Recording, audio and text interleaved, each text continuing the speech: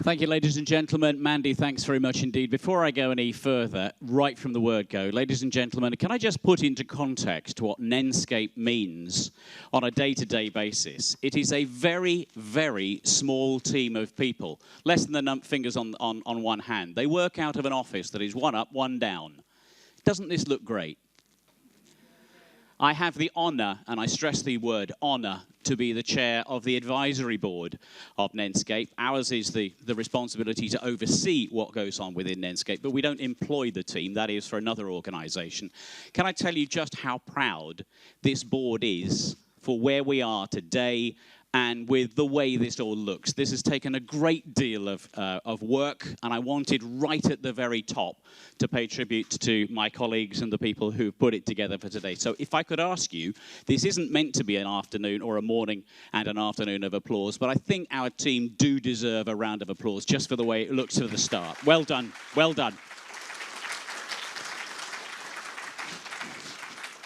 So welcome to what is a historic venue for Northamptonshire here at Sywell, with its wartime, commercial, and, may I say, proudly heritage connections. They still build and maintain aircraft here. You will certainly hear a few coming in and out during the course of today. It is perhaps a metaphor for the economy in Northamptonshire that a place like this is as busy as it is. And it is busy for those of you that have visited here before. Some years ago, it was suggested that the word aerodrome should disappear from the dictionary because nobody used the word anymore.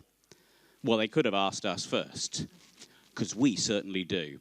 I was born almost within sight of the River Nene. At this point, I will just say that I will be calling it, just for the purposes of clarity, the Nene for the whole of today. I appreciate there are different ways of describing it, and I will on occasions say Nene, but otherwise we're just going to turn ourselves inside out trying to say Nene or Nene. So if I say Nene, you're very welcome to say Nene if you like. You know, a bit of audience participation is perfectly all right, but I will be saying Nene for the greater part of today. It has been a constant companion to my life. I used to cycle across it virtually every day from Wootton, where I lived with my parents, into the town of Northampton. It's been a part of my life and an accompaniment to my life throughout the whole of my life, and I'm nearly 60 now. I was invited to come on board a few years ago and was somehow the last to sit down when the music stopped, which is why ultimately it is my only qualification to be the chair of the advisory board of what has been a fantastic project supporting your projects and the communities along the line of the Nene, or the Nene. You can say it however you wish, but the Nene Valley has evidence of continual human occupation over the last 10,000 years. It is sometimes a phrase that is used, and it's very easy to take no notice of that, but 10,000 years. When you consider that we've had coronavirus for 3 years and how our society has changed in those 3 short years, when you consider 10,000 years worth of active history in this county and up the road as we head towards the Wash. At one time, the Nene brought more trade to Northampton than the Thames did to London. Northampton was actually a bigger scene of trade than was the case in London itself. I know that times have changed. The Thames has rather now taken dominance over the leafy corners and curves of the River Nene. But at the time, it was an incredibly important waterway. It brought trade, prosperity, and community to this part of rural England. Before very long, the Romans had made it a massively important trade route for export. Who knew that we were actually exporting wine to the Romans? We did. What they brought back, as the archaeologists will tell you, is millions upon millions of seashells. Because we found them, haven't we, in previous digs. The relationship that we form with our environment impacts on the way we live our lives. And it's easy to say in these days of high-tech, here I am with the Britney Spears drinking straw microphone, it's easy to say that our environment impacts on the way we live our lives. It's very true. You might be walking the dog in the region. You might be visiting a heritage site in the area. You're all doing that right now. You are now at a major heritage site for Northamptonshire. And I'm delighted that the Aviation Museum is open. It, too, is a cornucopia of spaces. It's fantastic as a venue to come and visit. So if you haven't already done it, I encourage you to do so. You might have moved your home and brought your family to this area. We welcome you. We welcome what you can do for the community and for the economy. Now, every community which preceded us has shaped today's landscape. The way the water flows down the River Nene, what grows on the land, what is built here, what resources are taken and replenished. And every community which follows will have exactly the same opportunity to do exactly the same thing. This is not just history drawn in the sand. This is an ongoing day-to-day development of heart of the United Kingdom. So that could mean new recreational facilities like multi-award-winning White Wells Marina in Illes Barton. It could mean protection systems like the Rush Mills flood barrage, or industrial systems like those which used to service the boot and shoe industry and still service the University of Northampton along the line of the valley.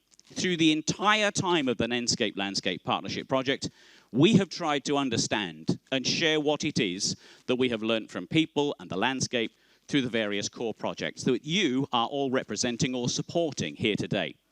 By working with those teams and behind those projects and sharing the expertise and enthusiasm, Nenescape has been helping to pass the ball to the next generation. And that, hopefully, will mean a celebration and a development of the landscape and those communities. So, without further ado, let's move on to our first session of the day. This session explores 4 of our projects. They are, in no particular order, the settlers of the Nene Valley, walking in time, building bridges, and volunteering at Chester House Estate. Now, we have a panel of guests who will be joining me on the stage a little bit later on to talk about their work. But before they do, let's have a look at a quartet of short films about each project in turn.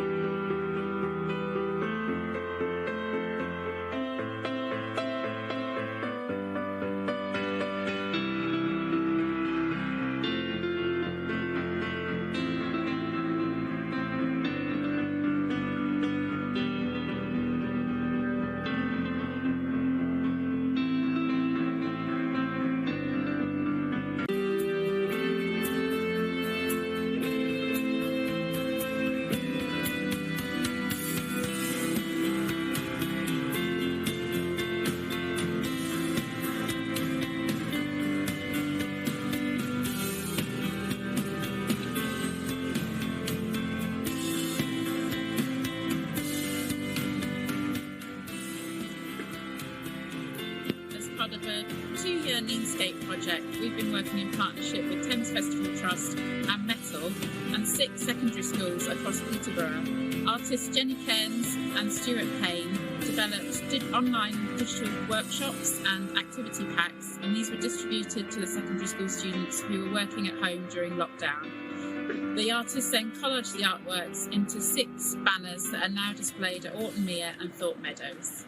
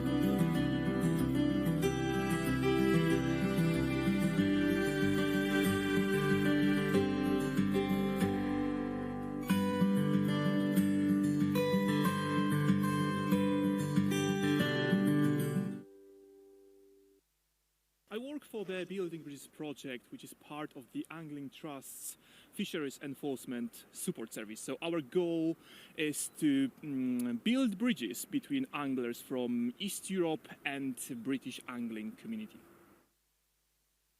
We've had a fantastic day here today with the Angling Trust and the Environment Agency. We've engaged with some of the youngsters from the Polish Catholic schools today. Fishing and the rules, which are very important, and we have to follow in UK, you know. And what we can say that was great about this presentation? What did you like the most? I really liked when you throw the fishes all around and everyone was trying to catch them. There is no language barrier because everybody's got a rod in their hand. There's a lack of children coming through, and it's great to see it. We're Pat and Brian, coaches from the Wellingborough District Nene Angling Club.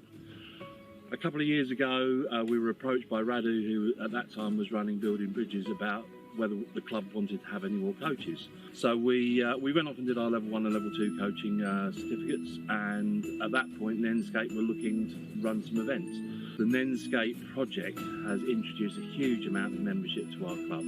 Our junior membership, when we took over, I think we had around about 30. Yeah, 30ish, wasn't it? And this year we've almost hit 300 juniors.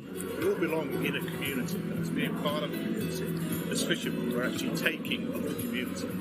And I've reached a point, certainly, where I've done it for most of my life, and I would just now like to give back to the community.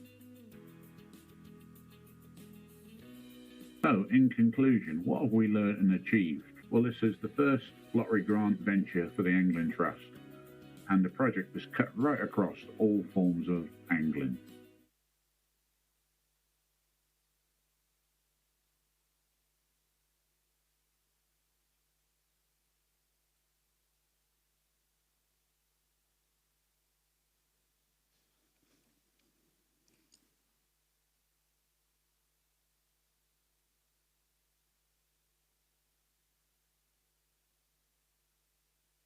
So when we first met Nenescape, we didn't have any volunteering program set up, and the job was, from a Nenescape point of view, was to show us how to first of all recruit volunteers, how to keep them here, how to create role profiles, and how to develop them and keep them in different posts around the site.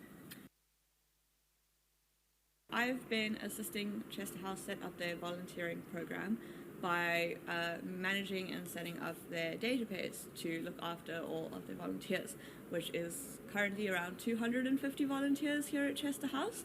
It was no easy task in the beginning. We weren't really too sure. We tried a couple of different things. We ended up using a piece of software called Airtable, which has turned out to work really, really well.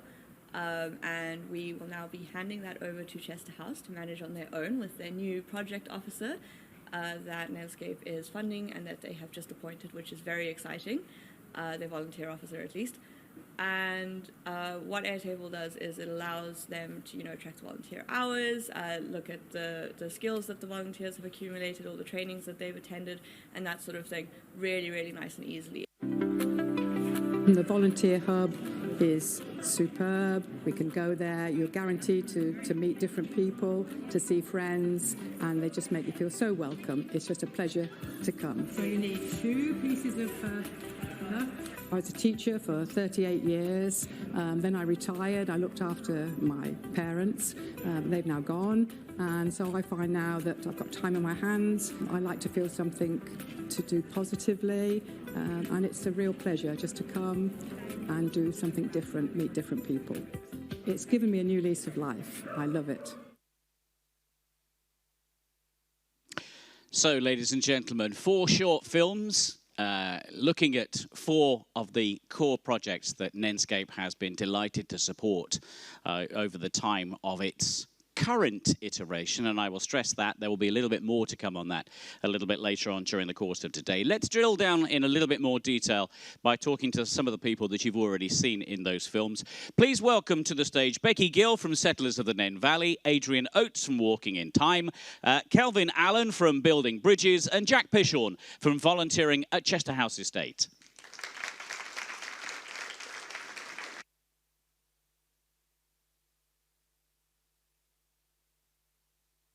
Taking their places, I would mention that Jack, since you saw him in the video, he's no longer the business manager. They haven't sacked him.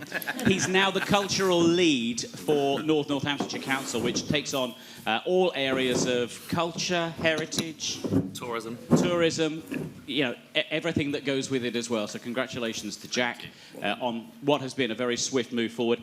And I think he's also in the address book for the Princess Royal. Those of you that might have been along to the royal opening of Chester House earlier on this year. I think. Sorry? Facebook friends. Facebook friends.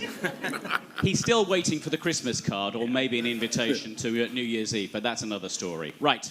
Let's just very quickly recap on those projects that you've just seen. There will be time for questions at the end, so if you've got a question, by all means hold on to it for a few minutes, and we'll aim to get your questions out through as quickly as we can. Alternatively, of course, during our break, if you'd like to talk to any of our 4 experts, you're more than welcome to do so. So, let's start with Settlers of the Nene Valley, a project based at Stannick Lakes, which explored how past peoples used the land to grow their food, make their clothes and materials, to even build their homes. It was an innovative new settlers' barn that was built, a garden that you could see the children running around there, supported by a variety of living history events, which was delivered at Stannick Lakes, itself a place that has just had something of a refresh in the recent past. Local schools were involved as well, helping visitors to compare lifestyles from ancient history all the way back to the days of the Romans, right up to the present day. Now, Becky Gill.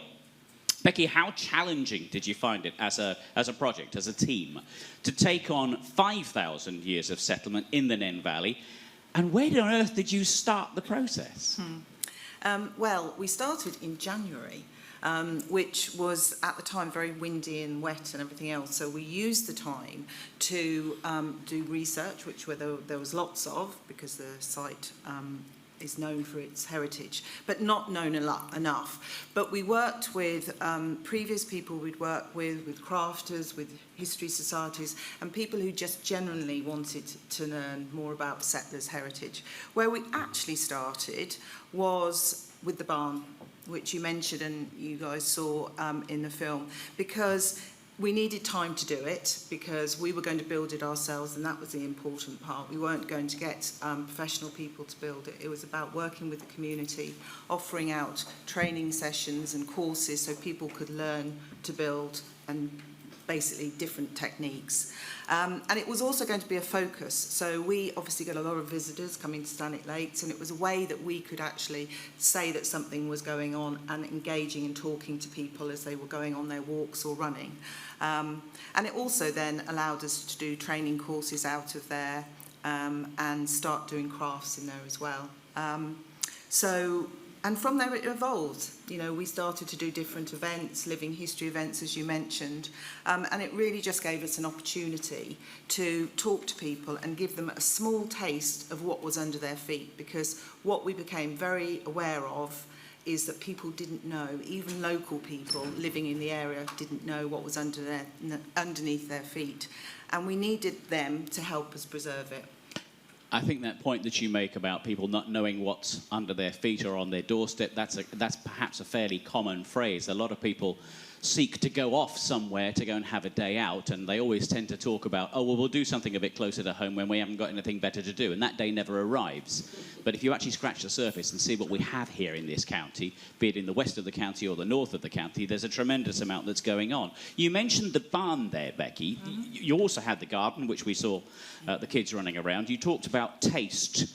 The decision to put the garden into the project came later on. Why was that the case? What were the benefits that came from having it? It did come later on. It wasn't much later on, but a couple of the objectives for the actual grant money that we received was to make sure that we had interactive things for visitors, I guess, to learn more about heritage and to give them an insight into the settlers' lives. And what became very apparent very quickly is that food and plants were a huge part of their life, whether it was for medicine or dyeing fabrics or even making fabrics, and also fundamentally what they eat. So it became obvious that that's what we had to build. It started off as a very small idea and then built really, really quickly. It was completely driven by volunteers who have remained very loyal to us. And we also, which amazed us, were amazed at how much the public wanted to get involved and just sit on the fence looking at us and talking to us about plants. And that was very, very rewarding. And we had quite a lot of comments during COVID about people who, when all that we could do, I'm not sure if we remember that, was to go walking.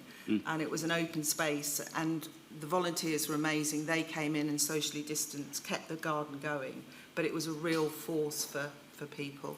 Those exercise periods turned out to be extremely important to people. Yeah. Just one final question, if I may, before we move on. Yeah. With the garden, growing the plants that the Romans would have recognised, that really does bring history and heritage to life in front of people. Were people appreciative of that? Were they surprised by that? Were they, enthused by the fact that you could grow a plant that the Romans would have recognised when they were encamped on the banks of the Nene? Absolutely. And the whole purpose of the garden is that there was nothing in the garden that wasn't around when the settlers from Neolithic all the way through to medieval, which is why we don't grow potatoes. But I think people were very amazed that the plants that were in there were very similar to the plants that they have in their garden. Yeah. So that, things and changes happen, but actually plants continue to grow. So I think they found that very engaging. From thousands of years ago right up to the present day, and all you need is a small raised bed with which to do it. And a lot more volunteer support as well. And I'm sure we'll talk about that a little bit later on. Becky, thank you. Adrian, let's turn to Walking in Time. This was a project which examined the traces left behind from previous settlers. The Nene Park Trust uncovered a wealth of Roman archaeology across its estate, informing an understanding of the impact of the river and later the railways as well as they shaped the lower Nene Valley. The project adopted a variety of ways to inspire people by sharing that knowledge, by improving access to it, and then to conserve it for future generations as well. Adrian, at the start of Walking in Time as a project, there was some existing knowledge about Roman settlements right underneath the Nene Park land, and from the excavation of, now, how do I pronounce it? It's Duabrive. Do it again. Duabrive. Even I can't say it very well. All together. Yeah, it's a darn sight more difficult to say than Nene, to be honest with you. What additional information did you get from doing a heritage audit, and how did doing that inform where you went next with the project? It was fantastic. It was one of the first things we did at the start of the project, like you say. And firstly, we worked in partnership with the Nene Valley Archaeological Trust, which was a fantastic organisation local to us. We hadn't really worked before, so the Nenescape project helped us sort of form really good bonds with them.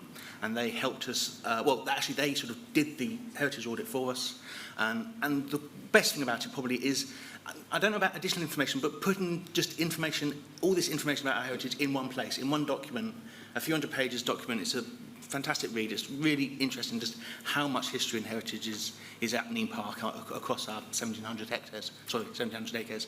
And it's just before the information was here, there and everywhere in people's heads, written in places we don't know about. So to having the document together has been so useful, and it really has helped us for all the different activities we did with Walking in Time, it really has helped us sort of know exactly what to talk about. The obvious one is our heritage trails. We now have 4 heritage trail leaflets with sort of walks that people can do around our estate, and it's got packed with information about all the heritage that you can see from the walk, and that wouldn't have happened without the audit happening in the first place. You've talked about some of the parts of the project there. Which parts for you were the most successful in engaging large multinational community, such as you have over in the Peterborough area of the Nene Valley? Yeah, so you asked that question. The first thing I think of, and I'm probably stealing a bit from Kelvin here, is working with the Gateway Art Project, where we worked with schools, because that was a way of getting in to such a wonderful, diverse community, school children, people we haven't worked with before, working with them on the art creations that we put up in part of our estate in Autumnmere. Yeah, and that was really beneficial, the way that we sort of work with these communities within Peterborough we haven't worked with before. And that was another project that helped, because we had this partnership with Metal and Thames Rivers Trust. We had these people helping us with that project as well, which opened new doors for us, and it was really, really successful. Excellent. Adrian, thanks very much indeed. We'll move on, and we'll move on to building bridges, as you've just seen in the videos. This was a project which looked at current-day settlers and how different communities, multicultural communities, intergenerational communities, how they engage with the River Nene, and the valley that goes with it. Nenescape offered the Angling Trust an opportunity to launch what was a pilot project, bringing together those different communities through angling, fishing, the biggest sport anywhere in the United Kingdom, in the Nene Valley. Now, through schools engagement, club competitions, free club-led Let's Fish sessions, and with the Canal and Rivers Trust and a large team of volunteers, there's that V word again, it's going to crop up all day long, ladies and gentlemen. Building Bridges was able to promote UK fishing practices, improve dialogue between angling communities, and to also introduce a new generation of young people to the gentle art of fishing. Well, it's gentle unless you're the fish, I suppose. Kelvin, let me turn to you. One of the key areas you explored through Building Bridges was the impact of those different fishing practices along the river. UK practices I was talking about. Non-catch, release methods, things like that. Why, for you as the project, was it important to manage the way that people fish, and how did that inform the project and who you engaged with? Yes, John. I mean, one of my favourite sayings is fishing means so many different things to so many different people. And if you're not a non-angler, you just see an angler as an angler. How they fish, you're not really bothered. But actually, in the angling community, whether you fish for pike, whether you fish for eels, you know, you're in a different camp, to be truthful. And one of the things that, you know, we exposed here really was the nature of Eastern Europeans fish in a different way to what, you know, us native English or Brits do. So primarily, if you're an Eastern European, you know, you fish for the pot. So whatever you catch, you know, you take home to eat. Well, that caused, you know, probably 2014-15 in and around Peterborough, where there's some specimen barbel waters on the Nene around Alton and places like that. You know, we had a no-go area on the river, and, you know, it even got into number 10 Parliament that these Eastern Europeans, someone needs to sort them out. And Angling Trust, we never had the answers, to be truthful. So I welcomed a chance with Nenescape to actually get right underneath this. And we did get right underneath it, because we went fundamentally back to the Polish schools. Because trying to get into the Polish community is quite a challenge, in actual fact. They work long hours, all hours, to be truthful. So actually getting to the children was really a good way in. And many people might not know that in Poland, schooling is 6 days a week. So here in the UK, they have Polish Saturday schools. They're effectively private schools that run in a normal, I don't know what they're called today, secondary school, effectively on a Saturday. But they're completely funded independently by the parents. So we managed to get into them and run this programme to integrate the Polish youngsters into the local clubs. And it's been really successful. I mean, places like Wellingborough, 5 years ago, had a junior membership, for instance, of about 30 people, and now they've got 360.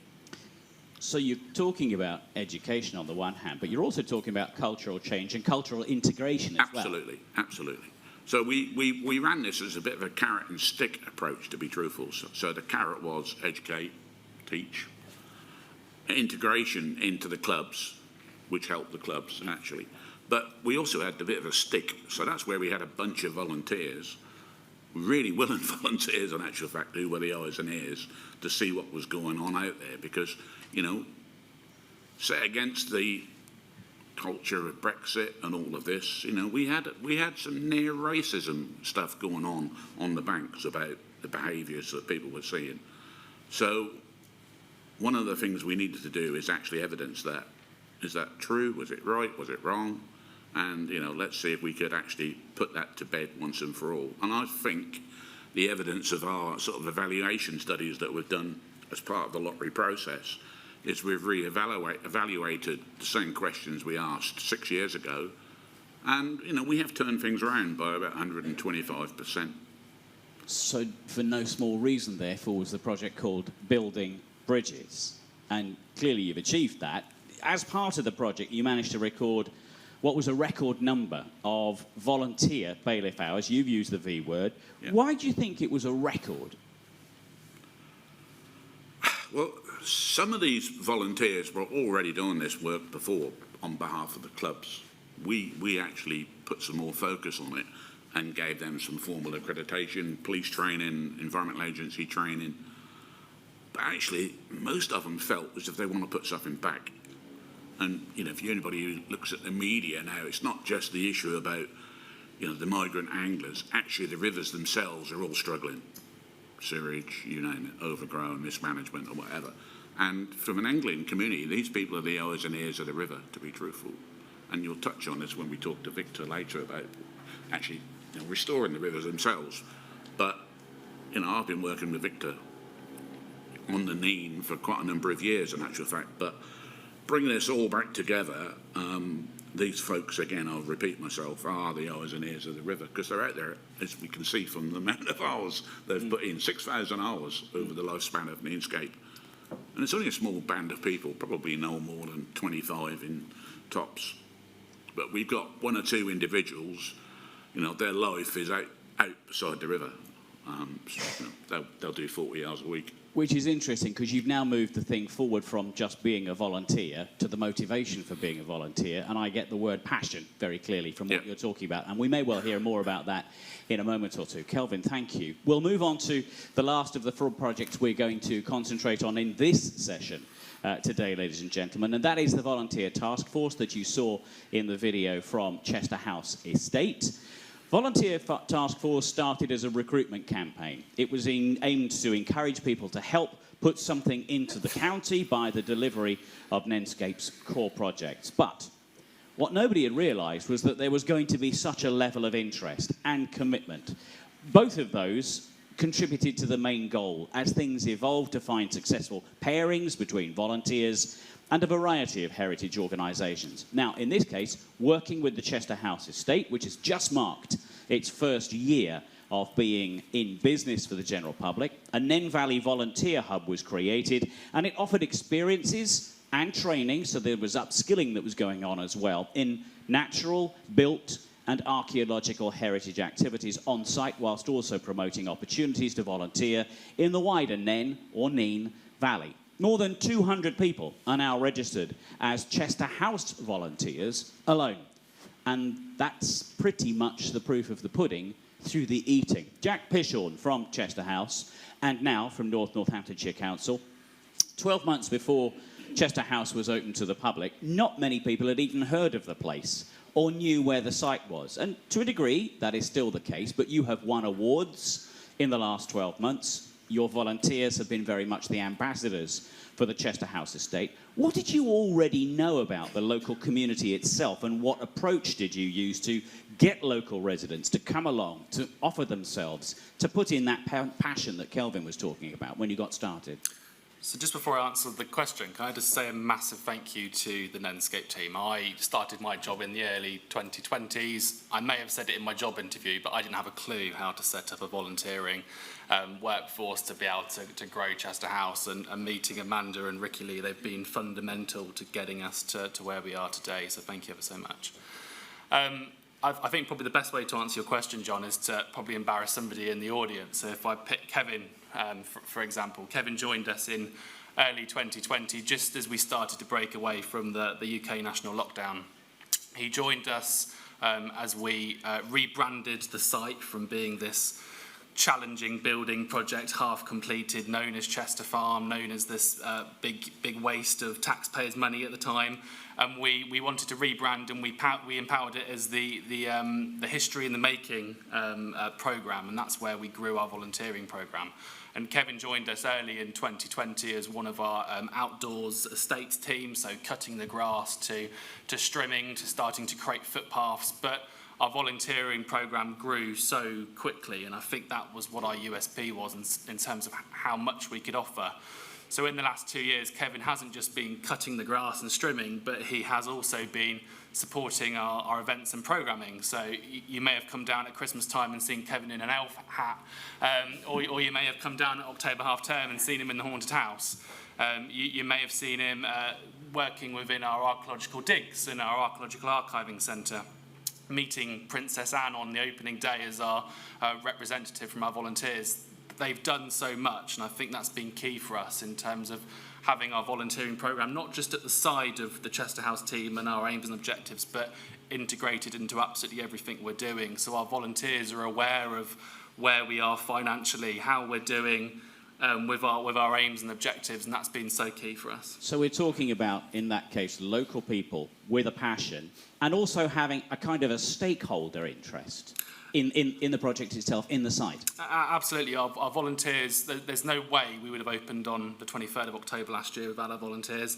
There's no way we'd have had 200,000 people come through the door in our first year and have been able to deliver absolutely everything we've been doing, from all our events and activities to all our outreach as well. And they have, I know it's a bit cringy, they've made history, they've made their own legacy by being involved in Chester House over the last 2 years, and we couldn't have done it without them. Chester House estate is more than Chester House. It's got a whole series of elements that go to make up the estate, from the moorings down on the river up to the Ark, which is that building that you drive past as you come in straight off the dual carriageway. You've got the house itself. You're even a hotel, because people can come and stay with you overnight. And that's before we start talking about traders who are based on site as well.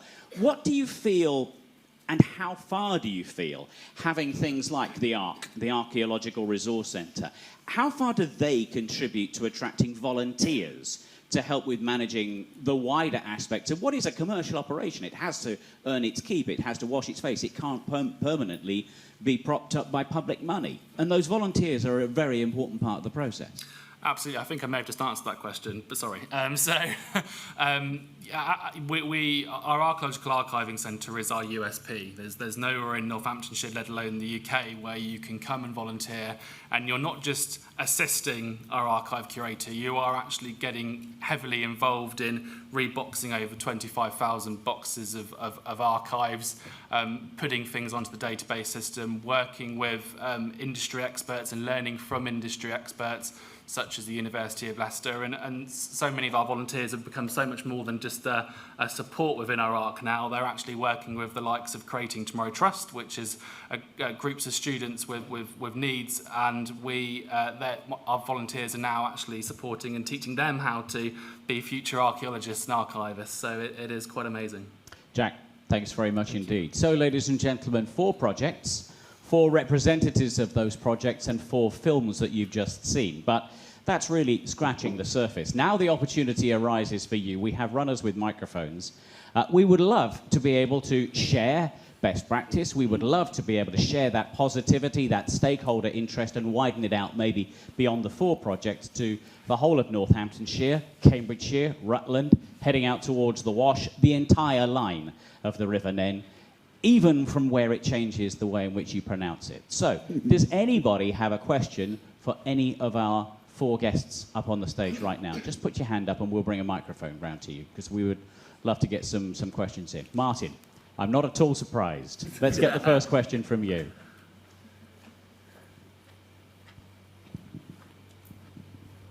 So this can be either for Jack or for Becky, or for both. Partnership working. Heritage projects which have been funded by Nenescape. How important is it for them to work together and support each other. Who wants to take that one first? Partnership working. You wanted to, didn't you, Becky? I did yes. I think it's absolutely critical, Martin. When we started this project, we had a network of people who we could call on because we'd worked with them before, who gave us great insight into their different skills and helped us. And it's like everybody has mentioned, all the Nenescape projects are really, really small teams, so we need to bring in experts and we need to bring in volunteers and work in partnership. The previous projects that I've worked on, it wasn't a partnership, and I found doing this one so much easier because I could call on people where I didn't know necessarily the skills. And Jack creepily thanked Nenescape and Mandy and her team for that. Mandy was absolutely instrumental in making my job much, much easier and putting me in contact with people and forced us to meet, I think. Absolutely, yeah. And again, that really helped in bouncing the public between the two venues and talking about it as a whole.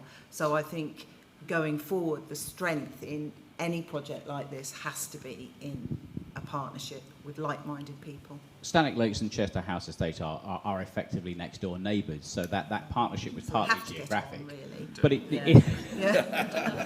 yes, we don't want the second civil war or anything like that going on. Jack, was there anything you wanted to add to what Becky was saying? I think just to echo those thoughts, I'm new 3 years ago. I was new to the area, so I'm a Peterborough boy, so I call it the Nene. And Amanda was fundamental to actually networking me with so many different people in North and West Northamptonshire. Chester House Estate is completely partnership-led, so we've got so many different partners and they give us the skills and expertise to be able to go and deliver what we do each and every day. And Martin, just because you asked the question, the Heritage Forum as well has been fundamental to, I think, both myself and Stanwick Lakes in supporting us through very difficult, challenging times, but also connecting us to a much wider family of organisations where we are all working together to not just promote heritage within our county, but externally as well. Adrian, Kelvin, do either of you want to come in on that one? Yeah, absolutely. I can't understate how much importance there is with partnerships, and it's something that's been so wonderful working for Nenescape, meeting these new partners, and we hope we can continue on. Excellent. Okay. Kelvin? It's all about the volunteers, to be truthful. I mean, without volunteers, none of this happens. Whichever group we're in, really, to be truthful. It is going to be a word inscribed, I think, over the top of Hangar 1 by the time we finish today. Martin, thank you very much indeed for the question. Ladies and gentlemen, are there any other questions in the room? Yes. The microphone will find you. Hi, I'm Rosie Smart from Ellesmartin Parish Council. I'm going to ask about volunteers. How do you attract the volunteers? Do you do like an advertising campaign? Is it word of mouth? Rosie, thank you for that. Who's going to jump in first? Jack? I'm happy to. Yeah, so we've tried lots of things over the last 2 years to recruit volunteers. I think the main thing is a lot of word of mouth from our current volunteers, but we post on social medias, we go out and do lots of talks to different interest groups and really try, a bit like I'm doing today, pushing that volunteering agenda and making it so clear that, you know, without volunteers, Chester House can't continue to go on and do the work we're doing. So I think it's about being as completely transparent as you possibly can be about the benefits for volunteers to join your organisation, but also what it means for your organisation as well. Do you have to have a particularly loud voice? Do you have to use social media, for instance, to spread the word that you exist and you need help? It always helps, but I think just being in the room today, you've got a lot of resource here and a lot of partners that can help support you in pushing volunteering. And, you know, like Chester House, we've got over 200 volunteers, and I'm sure many of them as well are looking for additional opportunities across the county to get involved in things. So I think it's about working together and pushing our resource as one. Jack, thank you. Rosie, thank you very much indeed for the question. We've got a couple of minutes, ladies and gentlemen. Does anybody else have a question? Yes, lady in the red top. Hello, Marion Turner-Hawes. I'm a town councillor in Wellingborough, but I'm also with the Wellingborough Climate Action Project. I just wanted to ask about the future, really. Obviously, the Nene is a wonderful river connecting so many, all of you, all the different projects that have been presented this morning. how do we see the opportunities through the Nene in terms of, say, transport opportunities or tourism opportunities, actually using the waterway, but using it in a sensitive way? The ward I represent lines, it goes along the line of the River Nene in Wellingborough, and it'd be great to see how we can engage more with the river. I've lived on a lot of rivers across this country, mainly the River Severn quite a bit, and you know, the waterway is obviously the heart of those communities, and obviously the Nene was, so how can it be again in different ways? Has anybody got any thoughts on that? Okay, we've talked about the past. Here we are in the present. What about the future? Becky, let me start with you first, if I may, because Stannick Lakes, you are right on the water. Yep. You have people who are water users. The Nene is right alongside you. What about the future from your point of view? Well, definitely we do a lot at Stannick Lakes to ensure that the river is well maintained, and probably unbeknown to a lot of our visitors, we spend an awful lot of time in conservation, and here's the V word again. We have a huge conservation team who constantly maintain the river, which will allow us to maintain the wildlife and everything. I know you talked specifically about sort of transport on there, which I have to say that I don't know a huge amount, but I do know there's a lot of work going on to actually see that we can use the river more to connect the villages, which would, from my point of view and heritage point of view, they would have used the river for. And we need to learn from our previous ancestors how they used that river to connect and to travel. So I know there are very big plans going on right now to actually look at that. I think I'm correct in saying. Jack, let me bring you in on this as well, because earlier on this year we gathered on the banks of the River Nene, because with a lot of inter-agency working, the moorings at Chester House Estate were added to the existing moorings that are also along the line of the Nene and the Nene heading up towards the Wash. There's been talk about things like water taxis and so on. With a view to the future and so on, is there a desire for something like that? Could the Nene actually take more traffic and actually be a point whereby more of that partnership working, more of that connectivity could be something that we could exploit here in this county? Yeah, absolutely. So Northamptonshire Council have big plans. So we're working very closely with our Greenway team, run by Lucy at the back of the room, in terms of how we're connecting up our visitor attractions, our landmarks and our town centres along the Nene.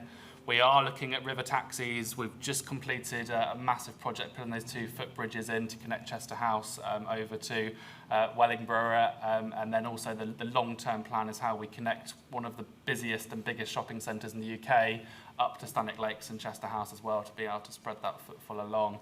And then it's how we develop that tourism strategy as well, and that's something we're working incredibly hard with at the moment. In the spring, we'll be opening a brand new tourism hub at Rushden Lakes. And the reason why we're putting it at Rushden Lakes is because we want those 6 million people that go there every year, not just to vanish off back to their homes once they've visited there, but how we get them spending money in our local economy and visiting the likes of Stannick and the Chester House Estate as well. So there are very big plans, and it's a big key goal for us in how we connect everything up now, and also bring in that sustainable transport. Marion, it sounds like you might be getting exactly what it is that you're asking for, which has got to be good news. Panellists, thank you very much indeed. Ladies and gentlemen, thank you. That is our first session of the morning. Lunch will be a little bit later on. We will now break to freshen up. There is coffee outside in Hangar 2, because we're in Hangar 1. I never get the identity right. Thank you for joining us today. Please do stay with us for as long as you possibly can. We'll stop now. We'll reconvene for our next sessions, either here or in there, in half an hour's time. Thank you. Right, we apologise for the slight delay in getting started. We had a video issue, but we have now fixed that. So I'm going to try and guide us through the next session. My name is Michelle Russell. I work for Natural England, and it's been my privilege to sit on the advisory board since the beginning of Nenescape, pretty much a slight gap in the middle when I went on maternity leave, and then I came back. So I hope that you know that you have joined the session that is looking at managing the landscape for people, and you're not wanting to do funding, which is in the other room. So just checking before we start. Okay, Right, in that case, we have got a good session. I'm going to introduce it. So this is Managing Landscape for People and Wildlife. The River Nene, I call it the River Nene. It rises in the west, quite close to Daventry in 3 different places, and then it meanders very slowly through the landscape towards Peterborough in the east. Okay, it was a huge industrial route in the past, so we've been hearing already about how that's been brought to life. And at that point in time, agriculture took over. We lost quite a lot of our traditional habitats, like the wetlands and the agricultural fields. Then gravel extraction took place, and we've got lots and lots of water-filled holes as a result, many of which are now restored. And they now provide lots of havens for wildlife, particularly wintering birds, some of which of the sites are SSSIs, which is Sites of Special Scientific Interest. It's also recognised for being a special protection area, which is, and a Ramsar site, which is an internationally important site. Okay, we're going to hear a little bit more about that in a moment.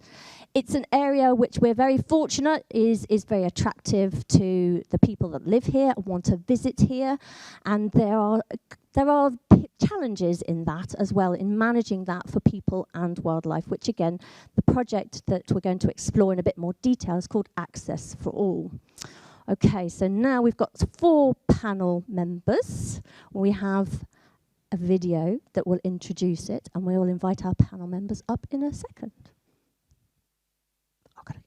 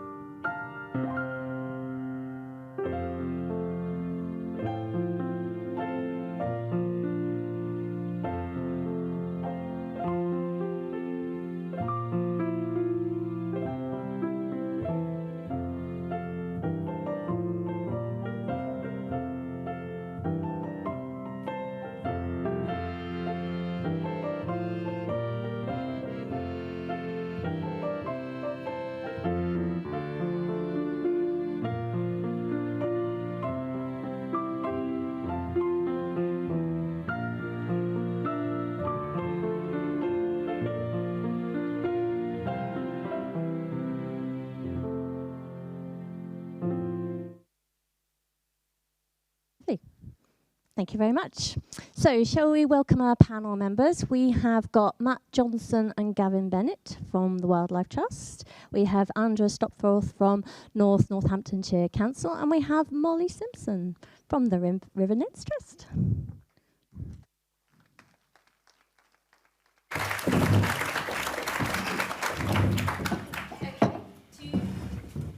To start with, Matt is going to give us a little bit of an introduction to the Access for All project and to explain a little bit more about the special protection area. So Matt, could you give us a little bit more information about what it is, where it is, and why it's important, please?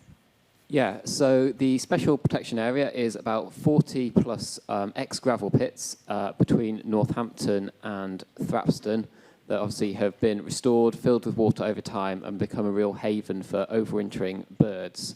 So they got the special protection area designation, so sort of international designation, because they attract over 20,000 overwintering birds each winter, which is a significant amount, and that's sort of an internationally important number, and means that the sites are then have that designation and protection going forwards. They're also important for a whole range of other wildlife, other birds, also things like otters, dragonflies, many different plants and many different species as well. But it's the birds that we're particularly interested in, and the gravel pits come in a whole range of different shapes and sizes. We've got some of the old ones, particularly deep, which are good for sort of diving birds like grebes. Got more recent restored ones that are shallower, and they have dabbling ducks attracted to them, like pochard. And then quite a few of the gravel pits have open grasslands around, which are really important for things like widgeon coming out and feeding around them. So, as well as being great for birds, the SPA and the Nene Valley as a whole is really important for visitors and our tourism economy. We did some work looking at visitor numbers, and we get sort of over 900,000 visitors each year to the Nene Valley in general. So the birds that are here are a mix of those that stay locally, but also get a huge influx of migrant birds sort of from Russia and Scandinavia and Iceland each winter, and they're the ones that bulk up the numbers to that internationally important number. So the SPA designation was brought in to both protect the habitats that the birds come to and to have a sort of duty to protect the birds itself. So the birds need that habitat to come in, refuel, get their energy before they return on their migratory flight. But the issue we have with all those visitors is that in some areas there is issues of disturbance and the birds constantly getting moved on from lake to lake or side to side of the lake and not having that time to feed and refuel that they really need in the short daylight hours that we have over the winter.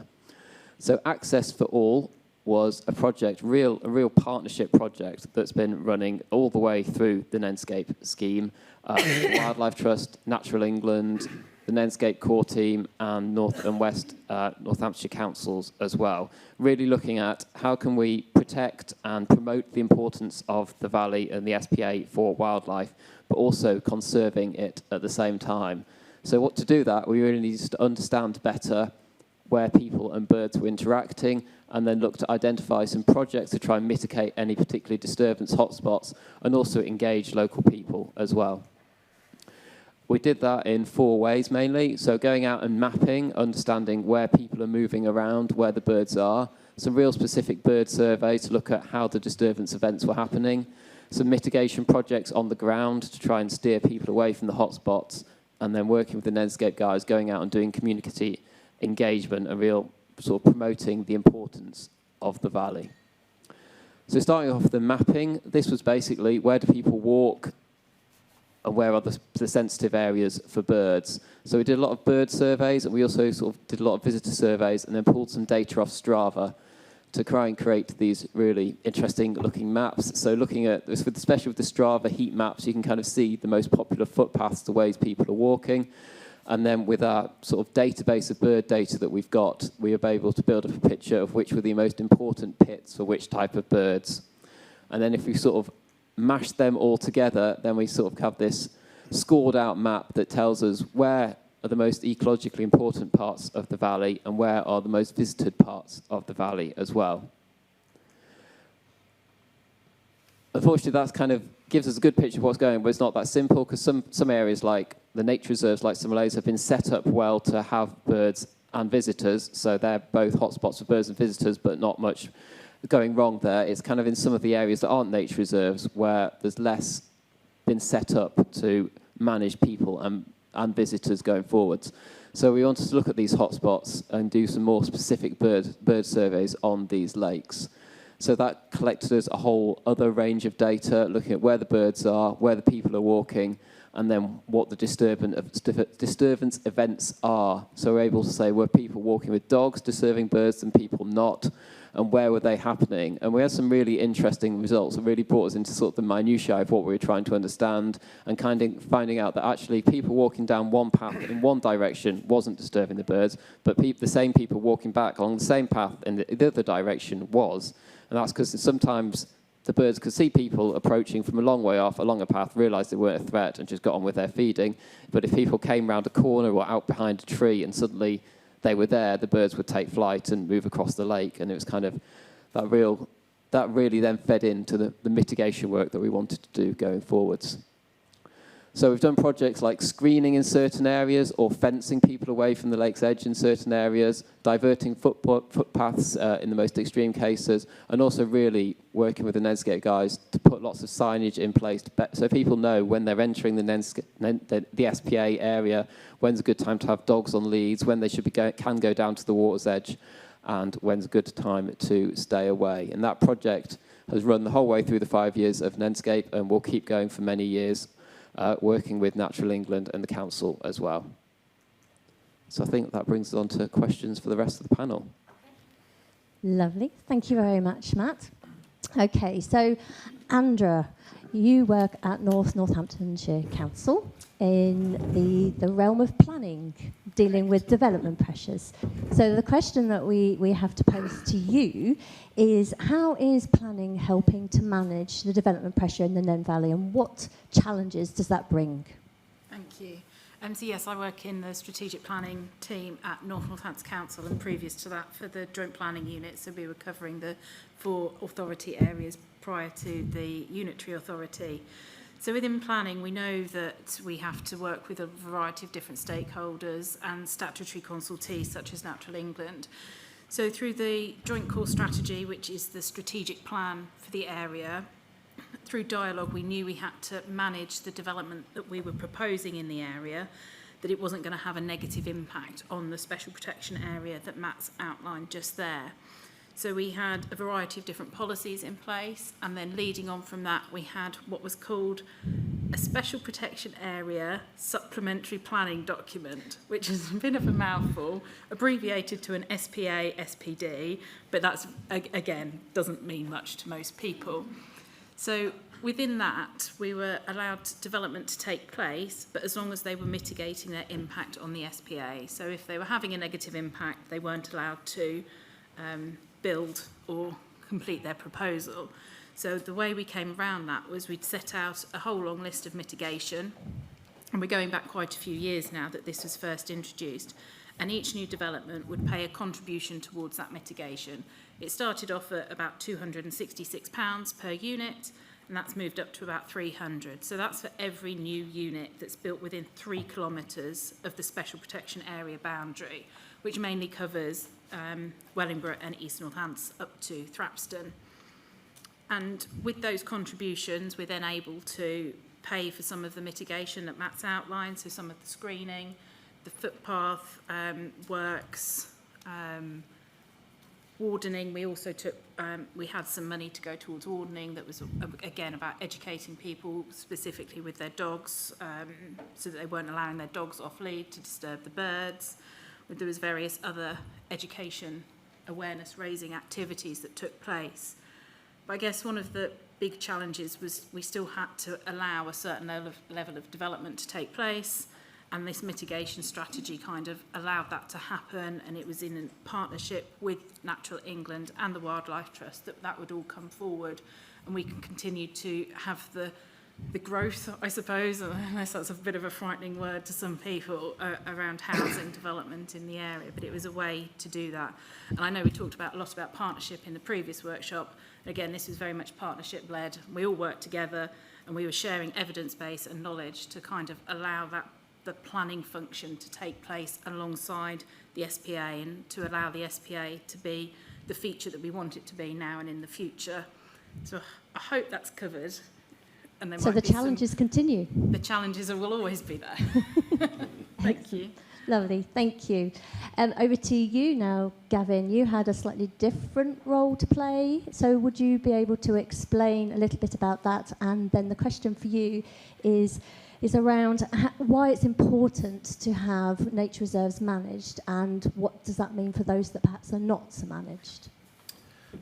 So I've been working on the SPA mitigation project in meeting with landowners beyond nature reserves and managed sites like ours and Stanwick Lakes, Nene Park Trust beyond the SPA, and trying to get some of these mitigation projects in on the ground. Matt mentioned some like screening and diverting footpaths, interpretation and being a big one, just trying to explain the value of the place that people are in, and how they can get around it and use it in a sensitive way, and inform them what is on site and what they can see, be it bird life or plants, insects. But having managed sites within the valley, it's as Matt mentioned, a lot of those sites are already set up for visitors, and we sort of mitigate disturbance already on there. We can divert people in such a way that they're not having a big impact on the sites, and have staff on the ground. Quite often in places we have visitor centres at a number of our sites, as does Stanwick, and there's more of an opportunity to inform people and get them to value the area and have a direct presence there, whereas outside of that, those managed sites, the other gravel pits are used for anything from fishing to boating to privately owned for various reasons. So there's quite a diverse range of interests on there, and trying to match that up with reducing disturbance can be quite difficult in some situations. And having our sites with facilities, we can kind of draw people towards more well-managed sites, whilst trying to work around the edges of other sites where it's much more difficult to mitigate people's impacts. And the key thing, having the funding that Andra mentioned, being able to approach a landowner and say, we'd like to put in some signage and maybe divert the fencing here, there to mitigate disturbance, or put in a viewing screen, is quite key, because otherwise, without that, it's not a very good offer, really. If someone turns up and says, we'd like you to do all these things, and can you pay for it?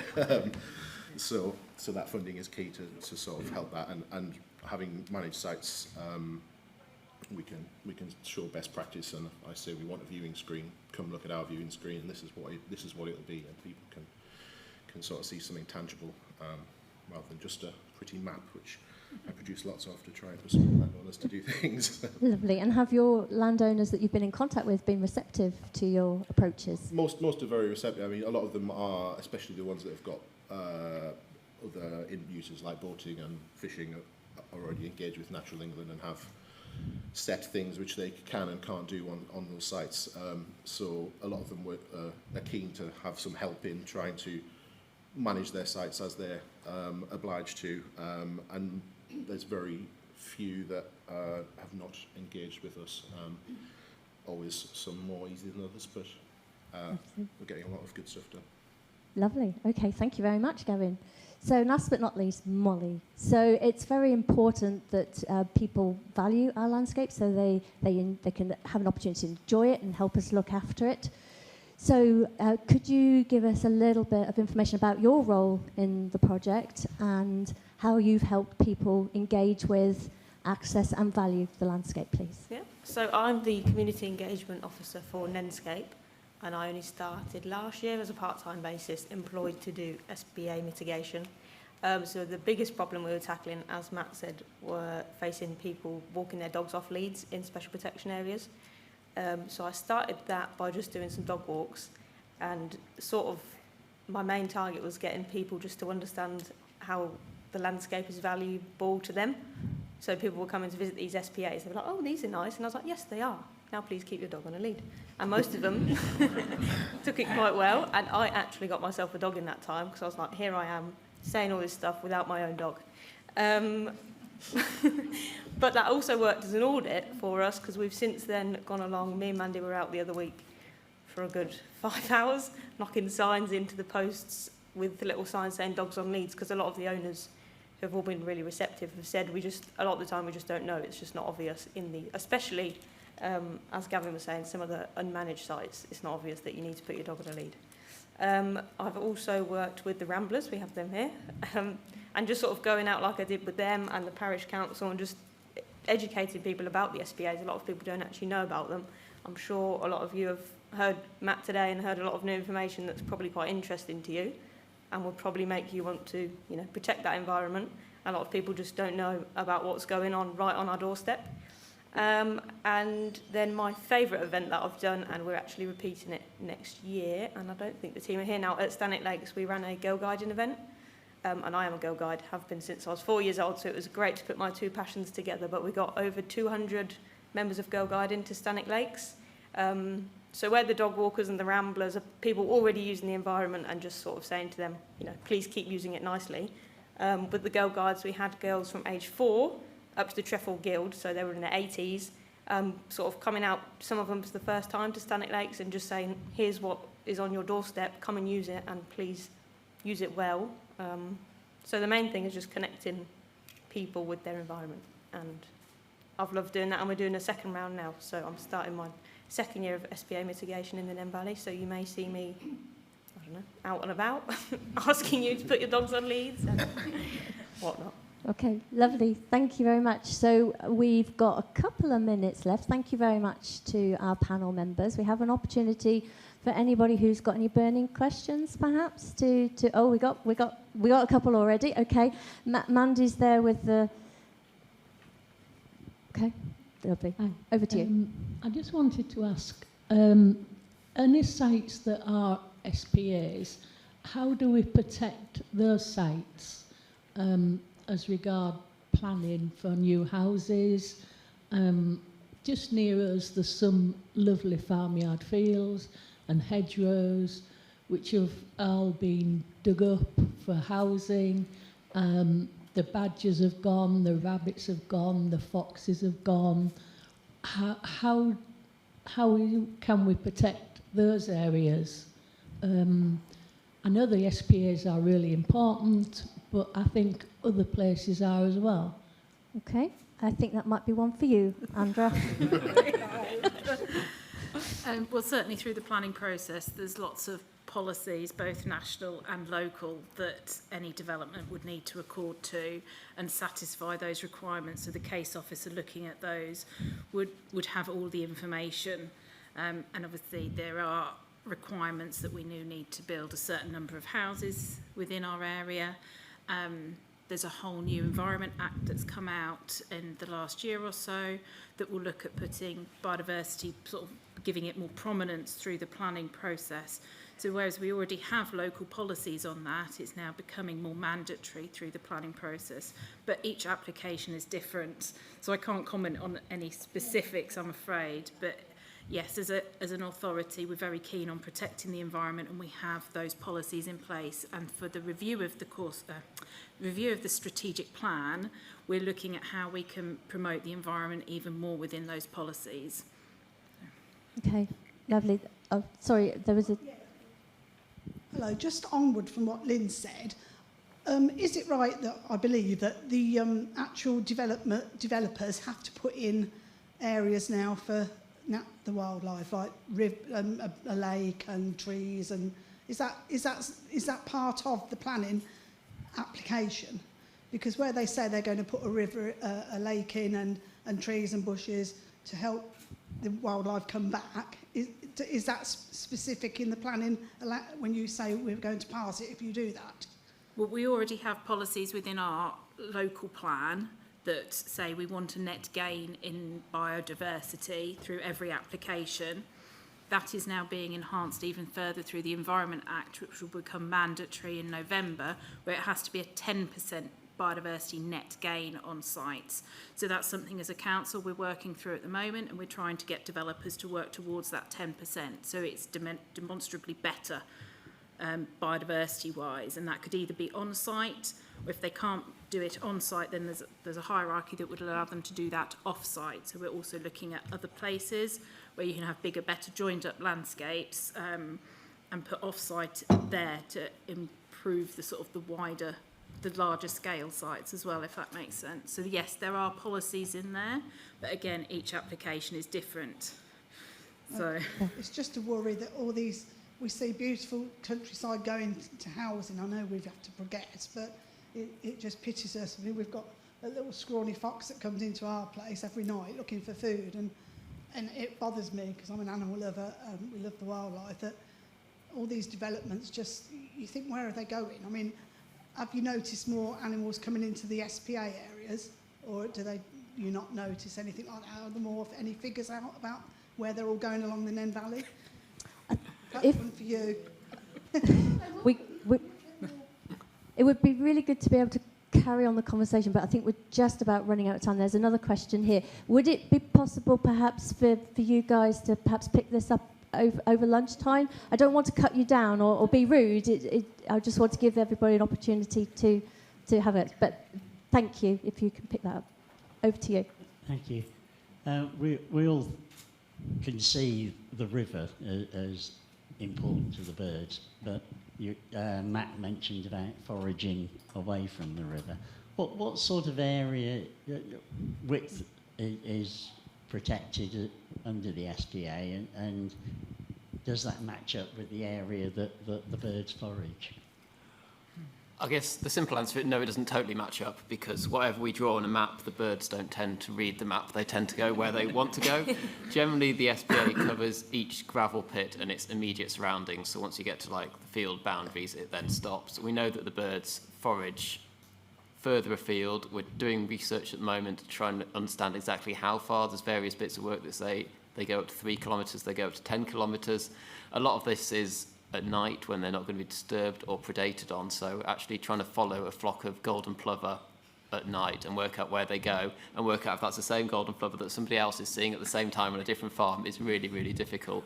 So yeah, it's a subject we've been wrestling with, and it's kind of another set of kind of probably policies and guidance to come is kind of how do we protect enough farmland, foraging land outside of the SPA that the birds, we know the birds rely on, but possibly it's one field one day, one field another day. How do we protect enough of that to make sure that it's there in the future? That's something we're working on, and it's tricky. Very tricky. Yes, absolutely. Okay, we got time for one more question? If there is, there's a lady there in the middle. Red. Can I just add at the end, if anyone does have questions that we've not had time for any of the chats today, speaking as a member of the Nenescape team, by the front door we've got this big sheet and there's some post-its. You can stick any questions on there, anything about Sywell, Nenescape, anything spoken about today, and we're going to get them answered for you. Okay. I'm the engagement officer for Minor to Major Landscape Partnership in Nottinghamshire, so do a similar job. Just interested, Matt, you were saying about the Strava data. Did the Wildlife Trust have to have a special licence to access that, or is everyone's data available? Apparently such things do exist, and we tried contacting them and never really got anywhere because you can get them for academic purposes. We ended up with Nenescape funded an intern to work with us for sort of 9 months on the Access for All project, and he basically just ended up with 2 screens, one with the Strava data on, one with the GIS map, and he just basically transposed one to the other, and we stole it for free. Oh no! For a very good for a very good cause. I won't say that, but.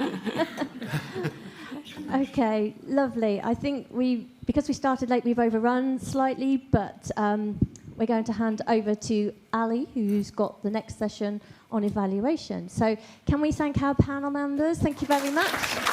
And if there are any other further questions, then everybody will be around at lunchtime. All right, thank you.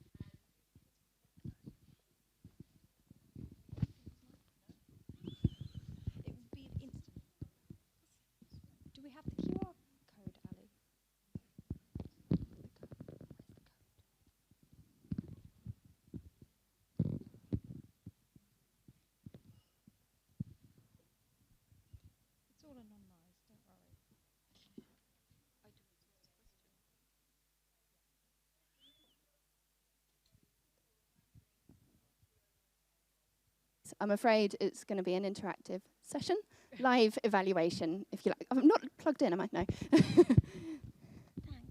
So don't do anything yet, Alice. That's the question. So, I feel like I might fall over this table. Oh, that's heavy. Right. Are we there?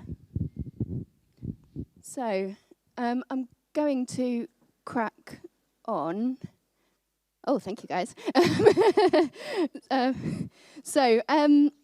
While you are thinking about what evaluation means to you, and yes? Oh, sorry, it's at the very top. It's 44930154.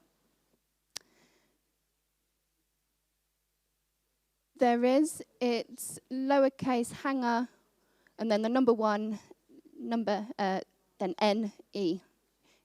But it should just let you in. Oh, thank you, guys. So it's great to see a few come through. While you are setting up and having a play, getting your words up there, I need to give you a little bit of a disclaimer, I'm afraid. I am not an evaluation expert, and I don't profess to be in any way, shape, or form. But over the last 6.5-ish years, and probably a bit before, I've had the pleasure of working on a relatively long, complex project with multiple partners, multiple projects, a complex background structure of visions, aims, outcomes, outputs, and many more bits and bobs besides. And over the last year in particular, since I came back from maternity leave, my job changed a little bit, and I've taken a bit of a focus on evaluating Nenescape. I've been really, really fascinated by it, by that process of reflecting on what we've done as a group of people, as a group of projects, and I think that is something to do with evaluation. So, while I've been talking, you have been busy entering several words about evaluation, which is brilliant. Thank you so much. So, while they keep coming in, I can see some really fantastic, positive thoughts about it. Interesting, important, useful. Gosh, you're always throwing them at me. Thank you. Discussing, briefing, necessary, interesting. Thank you. But also a few others. There's, I saw necessary evil. Confusing, too much information, inclusive is positive, painful, oh thank you, onerous, Bruce, I can just read Bruce.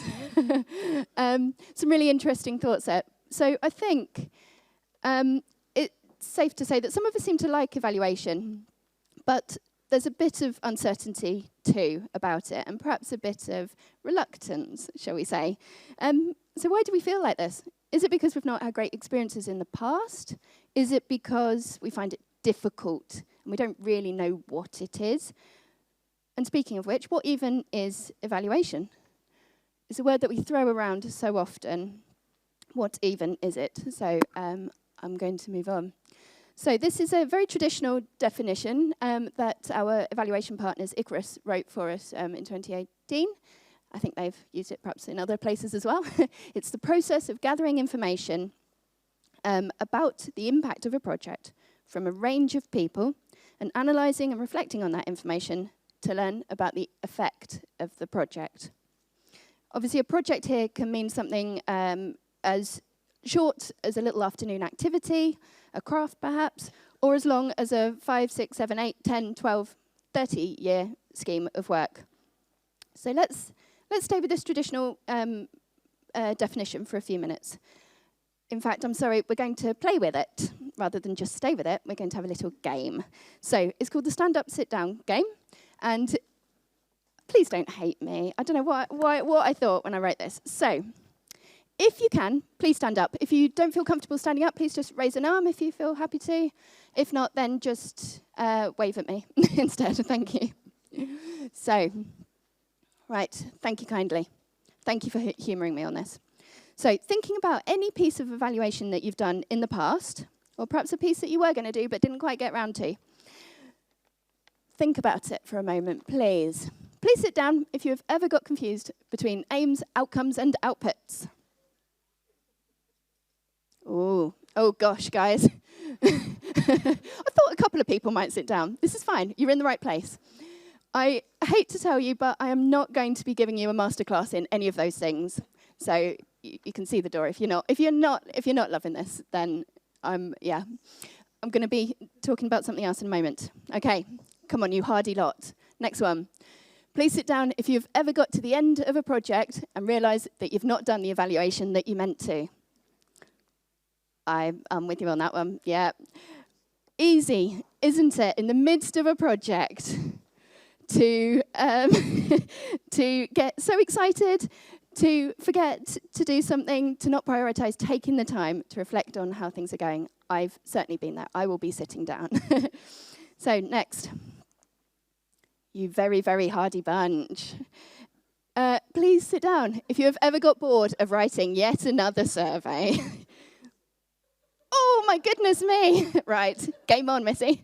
Would you like to come and do this for me? So, you...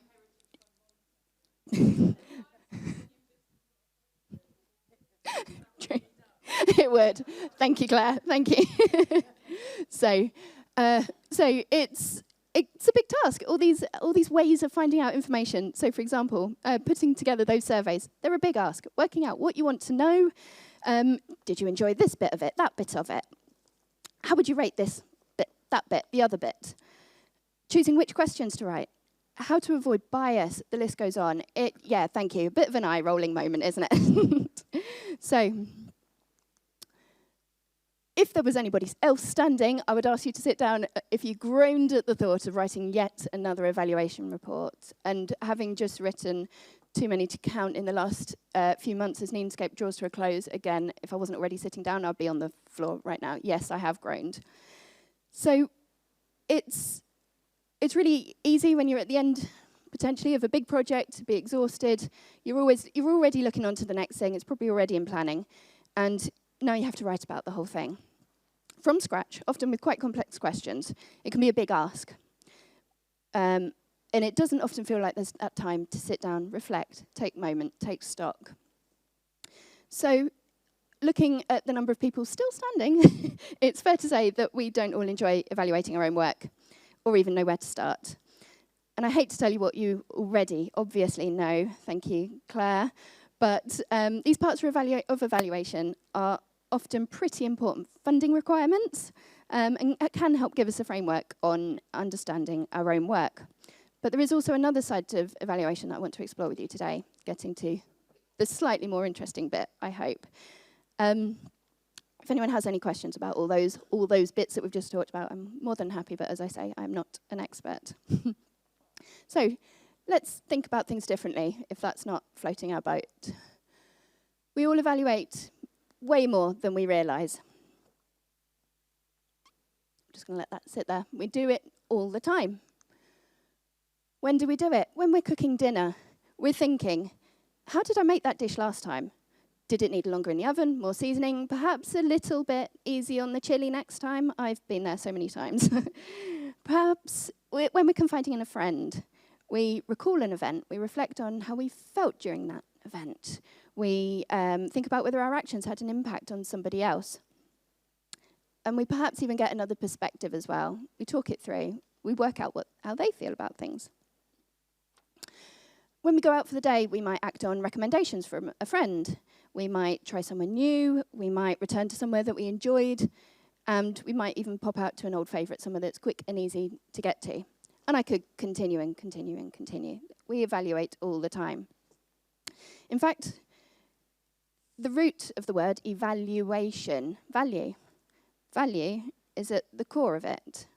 It's from the Latin. There's probably some people here that are far more expert than I am, but it's from the Latin valere, which means to be strong, be well, be worth, be of value. So, thinking about values, what sorts of values do we take into consideration when we make decisions? So, again, on your phones, please. Could you rank these values that I'll just talk through in a minute from order of 1 to 5, 1 being the most important? So, speed, how quick something is. Second, social justice. How fair is it to the people around you and other people? How expensive is it? So the cost of it.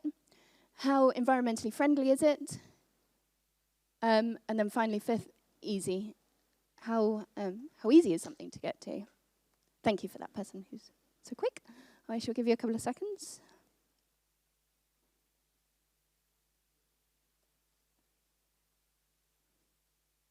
Ooh. It's like watching a horse race, isn't it? So, a few different thoughts coming in. This is really interesting. I can tell that we've got some environmental people in the room, but also people who like an easy option. Ooh, joint first. Oh, nearly. No, it's still first. Okay, right. So, there were a few slightly furrowed brows while you were doing that, I noticed. I wonder if when you were trying to make your decision about how to rank your values, how to prioritize them, Were you struggling because you weren't sure what kind of decision you were making? What was in your mind? This is my point. Do your values change depending on what sort of decision you're making? Is it at home? Is it at work? Is it about what your energy levels are at the time? Is it late at night, first thing in the morning, just after you've had a very big cup of coffee? Is it about who you're making those decisions for and with, perhaps? Your older relatives, a friend, a child maybe, community group? Is it about your financial status, whether you're in times of financial hardship, as is so prevalent at the moment? Or is it, if you're thinking about a time of plenty, perhaps when you've got a nice big juicy Nenescape grant? So, can we bring these personal values that you've been thinking about now to our evaluation? I believe, this is me, that projects, activities and events can only really be proper successes if they speak to the values of the people that they involve, all through them, in designing, delivering, attending, participating, funding, advocating and supporting in a whole variety of ways. But how? This is where things get difficult. How do we align our values with how we evaluate our work and our home lives? So we can design activities that suit the values of the people that are involved in them, making it quick, accessible, low cost, low environmental impact, or easy, or indeed any other value that we are bringing into our decision making. Like we did earlier, choose which of these are prioritised, but depending on who is involved and what they value, meeting in the middle. So, 2 examples. This one, from a huge number of excellent bits of evaluation across the scheme that I could have chosen. This is from our Out to Water into History project that you may have seen mentioned out and about or even been involved in or led. This was gathering ideas, thoughts and opinions and suggestions on ideas for a gateway project on the Green. This is on the Greenway in Rushden. It's just outside, just off Crown Way. Dove House Motors is just behind the big shed that you can see there, I believe. And the gateway project was going to happen where those nettles are. So this evaluation happened right exactly where the users would see it. So Lucy Hawser, the project lead for that, took the evaluation to the users. They had to make no special journey. They stumbled across it. They were on site. It was literally right next to where that gateway project has happened. There was no pressure. People walking past, they could stop if they wanted or not if they didn't want to. But with Lucy's face, I think lots of people did stop. There were lots of big coloured pens, and I think those easels made it really attractive for families and adults to stop, and they could see the marks that they left. They could see their ideas being taken down, written down, put on the board, and taken. They could talk to Lucy and the others who were there. Then, secondly, oh gosh, that really is an awful photo, sorry. Secondly, Nenescape as a whole. This was at one of our partner delivery workshops. I think I'm boring myself. I think I'm asleep. Other people are almost awake, I think. So as I mentioned at the start, Nenescape has been a hugely complex scheme with 17 interlinked, multi-stranded projects.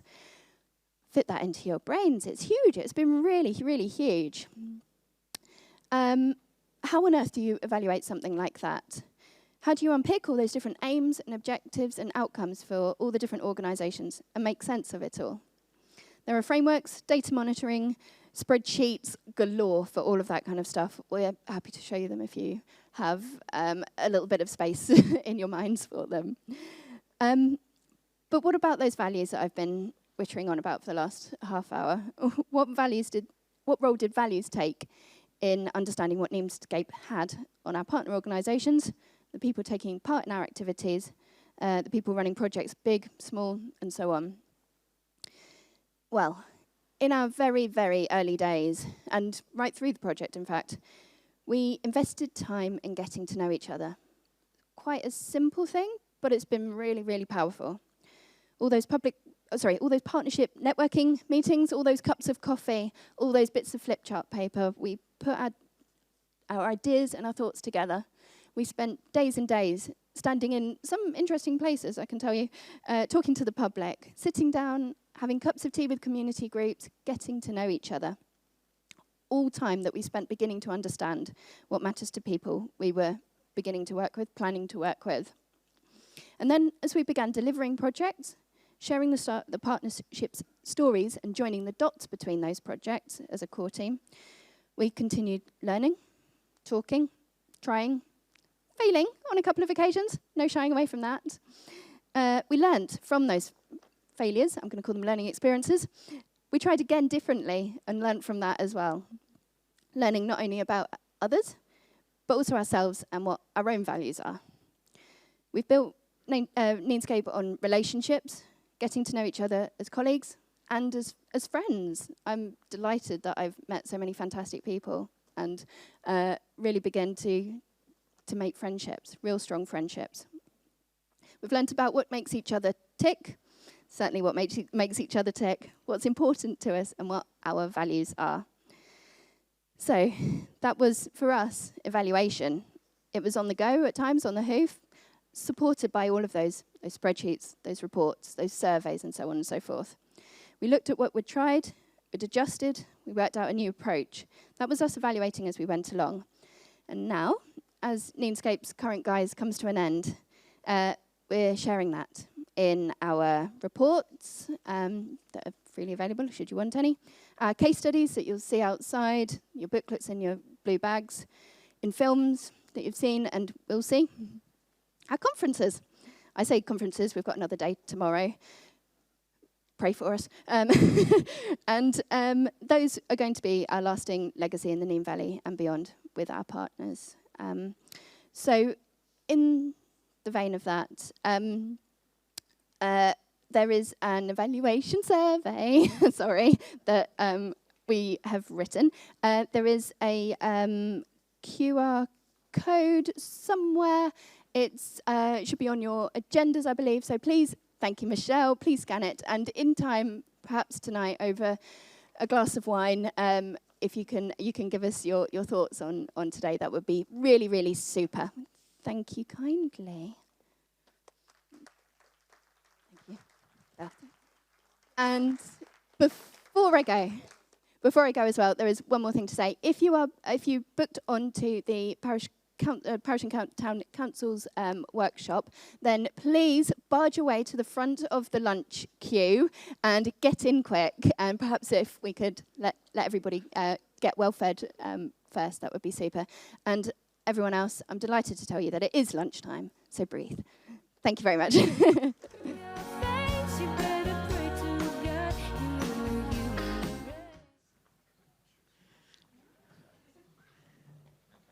In the immortal worlds, if you're sitting comfortably, we will begin. Welcome to this session about heritage and how it can be interpreted and engage audience through digital mediums. I am very much aware of the way that digital technologies have improved since I first started working as a heritage professional some 35 years ago. And we used to have the very early Walkman machines to guide people around the museum I was in. And it was really fascinating to watch them because they would all turn automatically when they got to that bit of the story. You could predict exactly what they were going to do, which was great because we could tell them all sorts of stories that they never would have read on a label. But they didn't talk to each other. So you can do fantastic stuff with technology. If you look at, listen to our podcast, you hear all about the Nene Park's work with geophys and LiDAR technologies, discovering the archaeology of the area. But it does have its snags. I know when we were starting the whole project off, we were talking about, well, do we develop an app for the Nene Valley? Apart from the fact that some bits of the Nene Valley then didn't have connectivity, which can be a little bit of a snag. But it is amazing what you can do with technology. This session will explore some of the ways the Nenescape project has used technology. We're going to have a session, first of all, from Emily on the art codes and their current and future potential. Then talking about what they've done at Nene Park.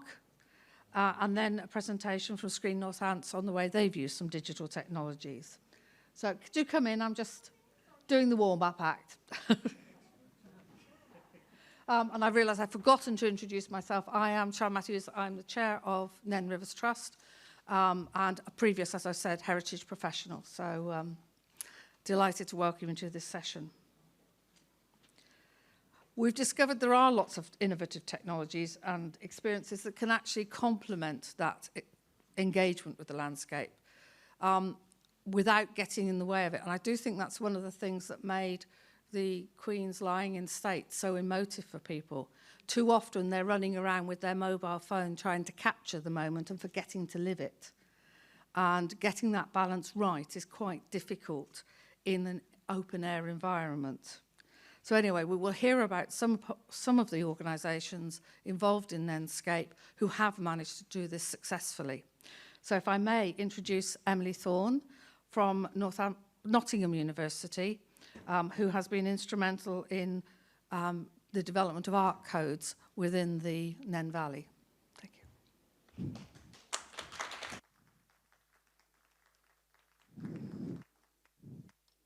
Hello. So I'm going to talk about art codes. I'm going to explain what art codes is to those who don't know. I'm also going to talk about what we did on the project, but I'm also going to sort of bring up a few questions with regards to handing over technology to the public or to a community or to an industry, and what problems we've faced during this project and possibly how we might challenge or change how we do things in the future. So, art codes along the Nene. So, art codes is a project from the University of Nottingham that we've developed probably over the last 7 or 8 years based on previous technology, but it's been developed through myself and the team on the computer science faculty. So everyone recognises a nice barcode or a QR code, but the penguins here on the right are also coded. So if you were to point your phone using some technology at that, it would trigger content, just the same as a QR code or a barcode at a supermarket. Now, to showcase how we can use that sort of technology, this is coded. So this allows artists or designers to create visually impact through technology. So using the Art Codes app, you can scan this fish or koi carps and it would trigger a piece of information. This is also an art code. So it enables artists to use varying degrees of aesthetic, various mediums, various ways of engaging with the public through an aesthetic value that is programmable. I won't go into how we program it because that just gets a little complicated, but you'll understand what we can do with it. So one of the key aspects of art codes that differs in an image recognition software is that we can have 3 images here. They all would do the same thing. So it doesn't matter what the image looks like, the computer sees it as the same piece of code. So an alternative to this is that these 3 images look the same, but they will do 3 different things. So if I just point out a tiny point, the first 2 images you'll see on the penguin at the top right, it's got a big splodge on its tummy, and in the 3rd image it's not there. It's those small details that enable the computer to understand it's a different piece of code, which would then, it says, okay, that's code 256, let me do this. Or the other one says, oh, this is 252, let me do this. So it's those sort of small degrees that as a public you wouldn't notice, but you would think, oh, well, I recognize that image from here, let me try and scan it again, because it does. Or you can use it in the opposite way in having all these different visual markers doing the same thing, and you can create an area of exploration. So with this, I'm going to talk about what we did for art codes along the Nene.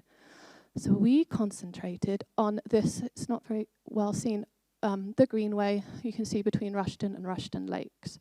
So our goal was to try and get people to walk along there, but engage in what was happening in the walkway around the surrounding areas.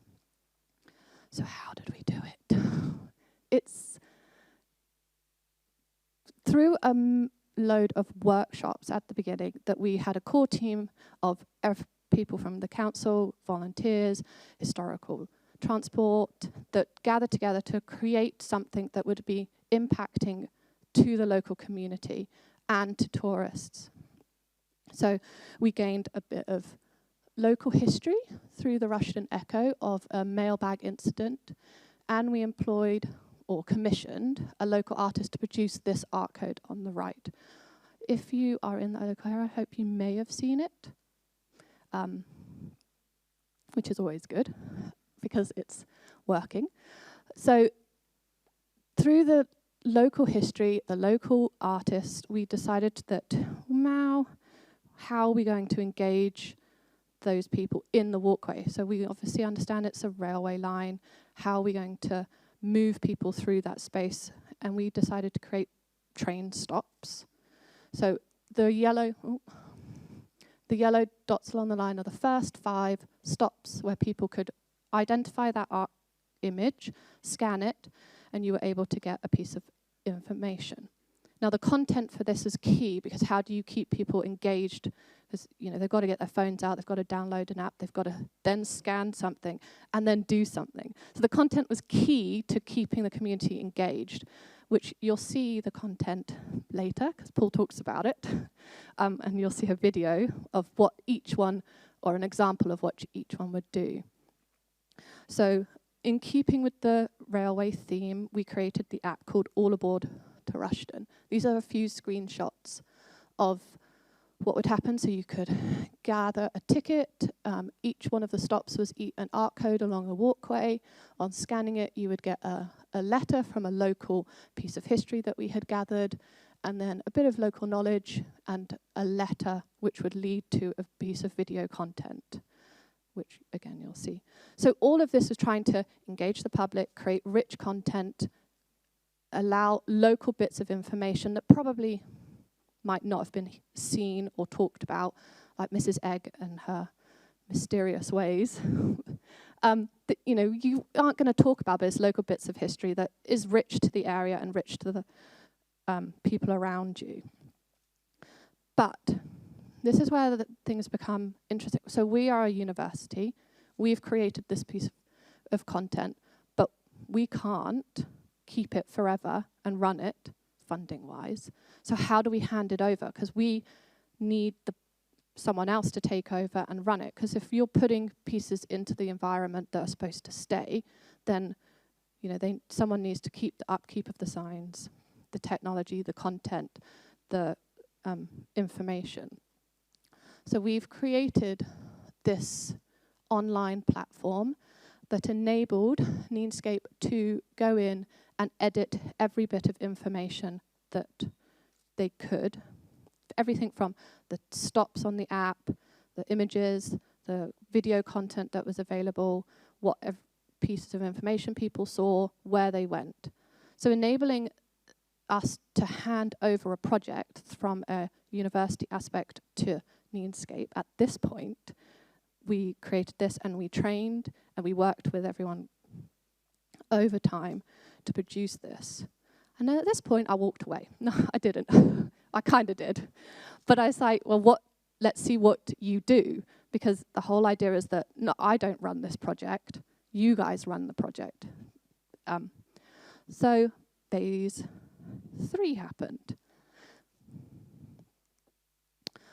Now, brilliantly, Nenescape created 6 more art codes along the same walkway, as you can see in blue. So we've spread all the way from Rushden Lakes into the town centre. But that's not where it stopped. And that's where, as a university, we thought it might stop, because that was the aim of the project, to create it even further. But amazingly, people got word of the tech. And we had Ali, who liked to talk about it. So through this, as a university, we sort of observed. We didn't engage as per se to stop anything or worry anybody, but we wanted to work out what problems might arise, because this technology now has left our hands fully and people need to take it up. but I'm going to talk about what did happen. So I'm not sure if any of you seen the John Clare posters. So we took the same image that was used for All Aboard for Rushden. I didn't. But they've created it in green, so it was still an image that was recognisable, and you could scan these art codes, which were moved around to a few various locations to listen to the stakeholders in the John Clare projects produce creative writing or music or poems that were supposed to be contemplative, and you could sit and observe your surroundings in the area. Another project was with the Doc Martin boot, where this boot is also embedded with art codes. So with Destination Nene Valley, oh no, there we go. You could scan the boot and get local bits of information on the animals and welfare of that. We've also, the wetlands, so the National Trust have created this piece of tech. So this image is also an art code, and along the wetlands at Rushden Lakes, you could scan this image and you could put in or update a key of what animals you could see in that location. So it was a data finding piece of tech. So how many birds you could see on the lake at that time, and it would live feed into the community centre to showcase who saw what, and volunteers were able to add slightly more information, like was it a female or a male, or had it migrated. And then there's currently another project with, I have to read this, the Contemporary Art and Archaeologically MA student at the University of Highlands and Islands, who's working in creating a new approach to interpretation with archaeology, so moving away from traditional paper writing into a more interactive digital method of producing content to the public, which is literally going on right now. Well, they all are going on right now, but this is still in development at the minute. Now, this gives us a bit of a problem. All of this tech is sort of spread now from just the Greenway, from Petersburg down into Northampton, and so we've got a great problem in that we now have a geographical area of the tech spreading, but who's going to take ownership of it? How can we hand that over to somebody? And Nenescape will be stopping. So there's not just the tech, there's also the physical objects, and there's the skill in order to keep this running. So I've produced a little diagram here. Each one of these dots on the right is a stakeholder that now has a part in the Art Codes projects. And every single one of those people has a say in that project. But who owns it? As a piece of technology, we might have produced it, but we don't own what now is out in the domain. They do. But every person on this list has probably different amenities, different constraints, different funding opportunities, and we need to be able to keep that running. So if we just look at phase 4, which is now, each project is the larger circles, and each dot inside is each stakeholder's role and response in that project at this present time. That's a lot of people. So how do we do it? Which is, as a university now, we have to question, how do you hand over digital tech into the community without it losing some of its charm or being spread too thinly? Is that something that's even required to be thought about? We've asked 3 questions. Who's doing the handover and to whom? Now, this might seem like a really silly question. Well, we're just, University of Nottingham have handed over to Nene, and now Nenescape will hand over to Destination Nene Valley. But that's not really the case. I personally handed it over to Ali. It's individual to individual, and Ali will now hand it over. So are we really talking about whole communities in that aspect? Because it's hard for institution to institution. It's not a linear process. If someone disappears who is a key fighter for the project, well, then what happens? The project slowly might die. And it's so the idea that it's really easy, well, we'll just hand it over to the next person who wants to take charge, it doesn't really work that way. And I think if we sort of change our viewpoint on what we do in those scenarios, we might have projects that last a little longer. There's also what is being handed over, and I briefly talked about this, in that it's not just the tech, there's the physical stands that are spread now across various different council owners or landowners, and each one has to be looked after. We've had vandalism, so who's in charge of upkeep, who's in charge of replacing that? And that doesn't just land with one person because it's physically in the ground. So the 11 signs that are now and could grow will each have to be upkept by somebody else. There's also the handing over of skills. Someone needs to understand how you make it, what you make, how the content is updated, what information is key. And they're all things that sometimes get forgotten because, again, we're just a technology. But actually part of that is all the other aspects that go around it. And finally, what are the goals of handover? Why are we handing this over? So the diverse stakeholders have different goals. So project legacies are different for each of those people. So tourism might obviously want to drive more tourism, but heritage, are more involved in creating heritage or showcasing the heritage. So each stakeholder's got a different agenda associated with the project. And it's all of these aspects that possibly naively we didn't think about at the very beginning. And it's a good problem to have, but it's still a problem that if you want a project to outlive me or outlive Nen, they're all questions that probably have to be answered or at least thought about. So it just brings me on to my last thing. What do we leave behind? And I think that's a question that is obviously all part of a legacy plan and a legacy that we develop, but the challenges in maintaining physical things, digital content that, as we all know, you're constantly being pushed to update your phones because there's a new software update, and that happens constantly. So what do we do in the face of handing over to communities or to people or to industries that leave past the person who's probably started the project? And that's, I think, an important question as we move through all of these projects, and that you need to be able to answer those questions as well as just putting a sign in the ground. That's it.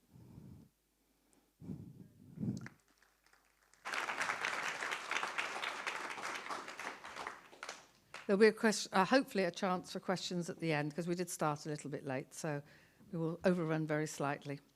Can I now introduce a film from the One-to-One Development Trust about the digital trail that they developed at Nene Park, please?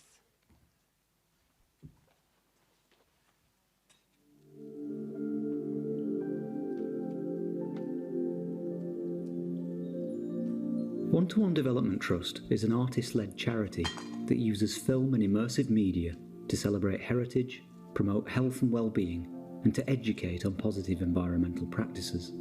We have a community-focused approach across all our work. This presentation gives an insight into our work and creative practice in the Nene Valley over 5 years as a Nenescape partner. It began in December 2017 when we were afforded a tender opportunity to run a project marking 900 years of Peterborough Cathedral and its diocese, which covers the area along the River Nene from Peterborough to Northampton.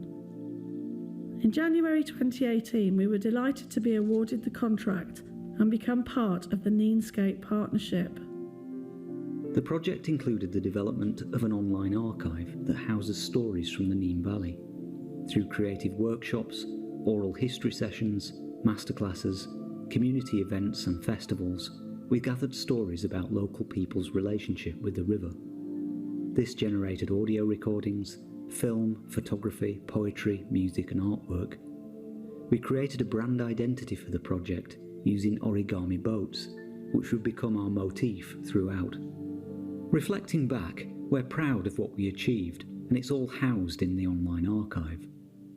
An online searchable archive, over 1,000 public contributions, 5 broadcast quality short films, 6 community groups involved, 9 artists engaged. We hosted 8 events and 4 talks. We ran a social media campaign, presented at gatherings including tourism and Nenescape events, helped set up Peterborough Storytelling Guild. We brought in match funding, mentored 2 young artists, created a digital installation, hosted a VIP and 2 community launch events. From the material gathered, we created a digital art installation using real-time 3D technology, often seen in video games. The finale of 900 Voices Nene at Peterborough Cathedral was a very special and memorable occasion. In Phase 2 of the project, we linked up with Dame Judy, a CIC based on Echoes, an old barge, where at 3 locations we ran screenings of our films and brought the 900 Voices digital art installation to different communities and audiences along the river. 900 Voices is a fantastic resource that is a living legacy which can be used to springboard new conversations, further community engagement and celebrate heritage. It also has the potential to be developed after Nenescape as an excellent repository for more oral history projects in the Nene Valley. Being part of the Nenescape partnership is rewarding as we're all working towards the same goal, celebrating the Nene Valley and its beautiful river, whilst increasing opportunities for local people, promoting heritage, well-being, tourism and the environment. We've built good relationships with Nenescape, its partners and communities, which has gone on to inform some other significant work for us. After 900 Voices, we went on to create the Destination Nene Valley website, an extensive directory of culture, heritage, leisure and tourism, with resources for boaters, cyclists, walkers, local people and visitors to the area. The website has grown significantly over the years and is a much used resource. We created 2 360 photographic interactive tours of different destinations along the River Nene. These are available on the Destination Nene Valley website. Immersive media is a great tool for engaging communities. Nenspiration was an interactive engagement experience with a promotional video trailer we created for Destination Nene Valley about the hopes and aspirations of local people as part of its 20-year vision. Made for touchscreen, the Nenescape team have used Nenspiration as an engagement tool at festivals and events over the last few years, and it has proved very popular. As well as websites, online applications and immersive media, film remains a core part of our work, and we were pleased to work with the Wildlife Trust on a series of films about farming for the future. Making these films was great fun and very rewarding. We were pleased when BBC Countryfile used our footage in their programme about the Nene Valley. Telling the story of changes in farming practice and environmental diversity has gone on to influence other work we're currently doing outside of Nenescape, and has identified the environment and climate change as one of our key areas of focus alongside heritage and health and well-being. Another partnership that we made through Nenescape was with Chester House Estate. We've developed their website, and through ongoing filmmaking we're telling the story of how this amazing destination is evolving. There are exciting plans afoot for us to work with Chester House Estate to develop interactive media exploring and interpreting its rich 10,000-year heritage. During lockdown, we invested a COVID support grant in putting team members through advanced drone training so we could start filming our own aerial footage. It meant that we could extend our offer as a Nenescape partner to include drone filming. This has been brilliant to use in many of our recent projects, including Resilience of the Nene, a short film about organisations based along the river during lockdown. Our most recent Nenescape project has been with Nene Park in Peterborough, where we recently launched the Walking in Time digital trail. The trail, available as a web-based app, celebrates the 2,000-year history of the landscape along the River Nene around Nene Park and Normangate and Castor. Walking in Time has a particular focus on Edmund Artis, a 19th century archaeologist who made extensive excavations of Roman sites in the area. Walking in Time like 900 Voices 4 years earlier, gave us the opportunity to bring all areas of our expertise into a single project, with the backbone of our creative process being community consultation and engagement. Through public workshops at Nene Park, we explored what people wanted to see in a trail. We had the opportunity to test ideas, have insightful discussions, and share concepts that helped inform the final design and release of Walking in Time. As well as including drone film, oral history recordings, and archive photography, this project gave us the chance to develop fun, augmented reality experiences along the trail as a tool to engage families in Roman history. Over the 5 years we've been involved in Nenescape, technology continues to develop at a fast pace, and we strive to keep ahead with our knowledge and ability to deliver meaningful, authentic and innovative projects. We look forward to building on our work with Nenescape to continue to create new digital heritage and environmental experiences about the Nene Valley for audiences now and in the future.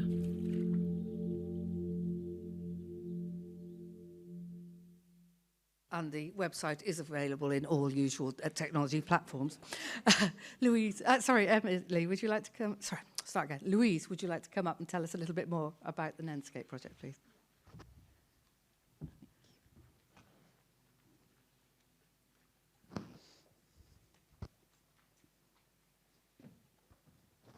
Yeah, thank you for having me here today, it's the Nenescape team.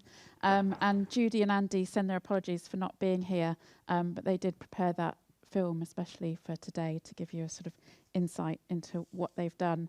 I just wanted to talk a little bit about Nene Park to give you a little bit of background to the project and our sort of approach to developing the digital heritage trail. So we're looking forward to welcoming a lot of you along to Nene Park tomorrow. But for those of you who don't know, Nene Park is along the River Nene, sorry for my pronunciation, in Peterborough, and it covers 697 hectares from close to the city centre at Thorpe Meadows and out towards the A1, which we call the rural estate. So there's a number of areas that make up the park. Ferry Meadows is the busy centre of our park, Ferry Meadows Country Park. We receive nearly 2 million visitors a year. It's really popular, lots of different activities, boating, walking, bird watching, play areas, miniature railway. We have an education schools offer and a year-round events programme. And what we're seeing is that area is really busy, so we're really interested in finding new ways to get visitors to explore new areas of the park that aren't so busy and that have really interesting heritage elements. So Nene Park was created by Peterborough Development Trust in the 1980s as part of the Newtown development in Peterborough. And the park was created as part of the gravel extraction that was used to create a lot of the roadways in Peterborough.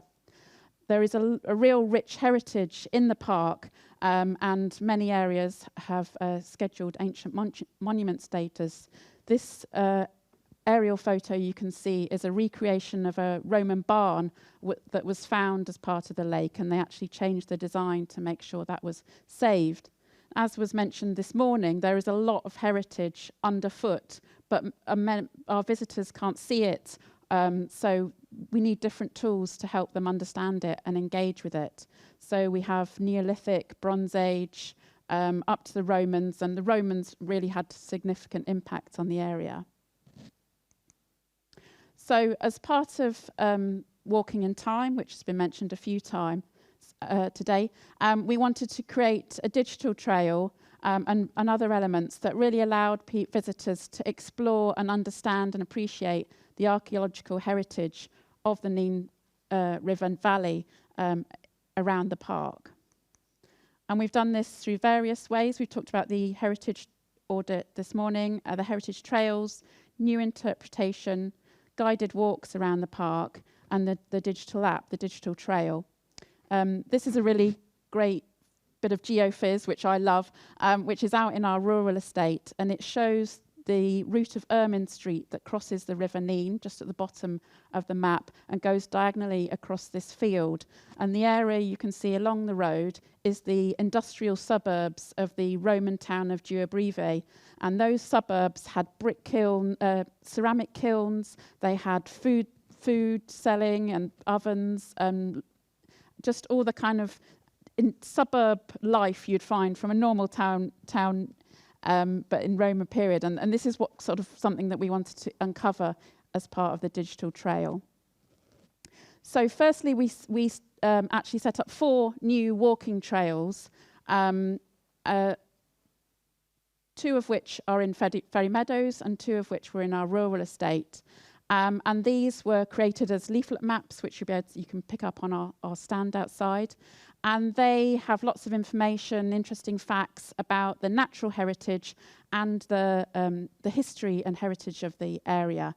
And were designed by the illustrations were designed by a local artist.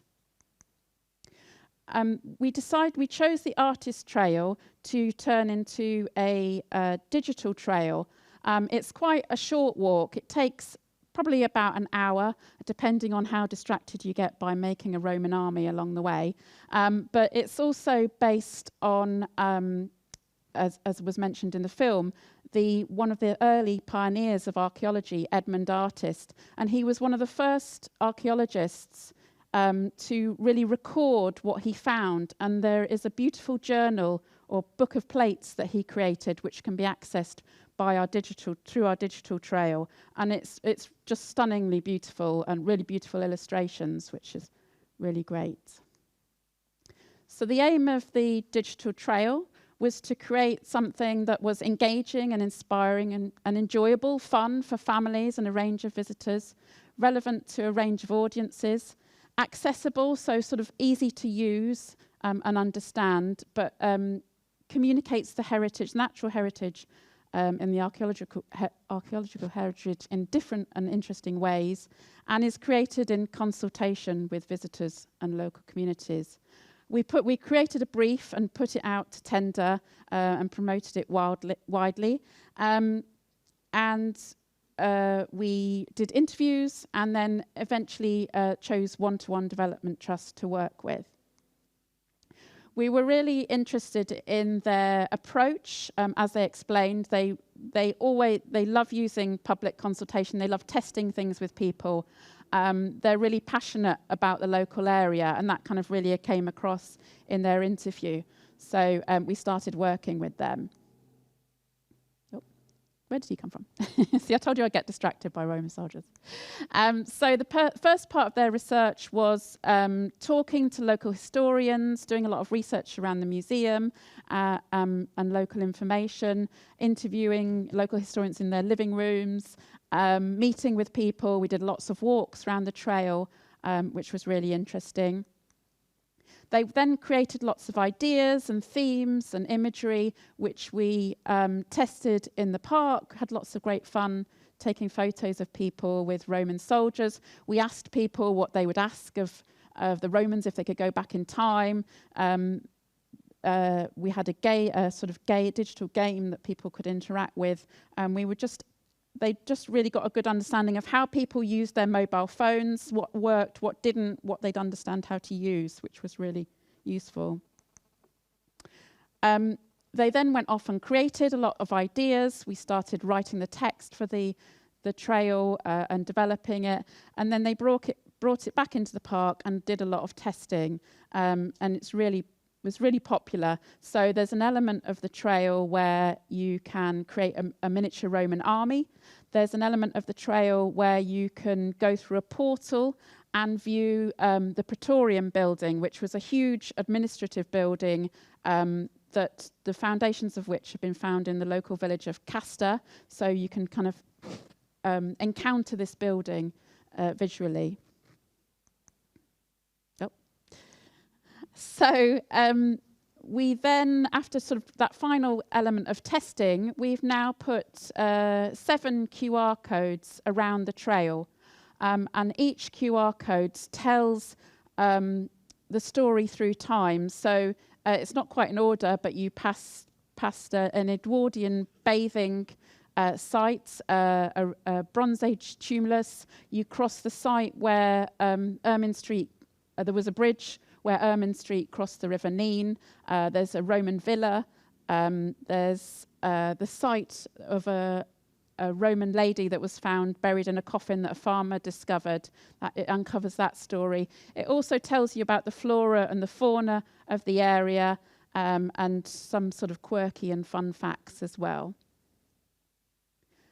So as well as being able to view it as you walk round, we've also put it on our website. We were very keen that people could access it in different ways. If they weren't able to walk the route, they could still access it from home. And I haven't shown you a lot of the content, but I wanted you to have a go at an interactive element of the trail. So if you are able to scan the QR code, or you can put the website into your phone. Hope it works from there.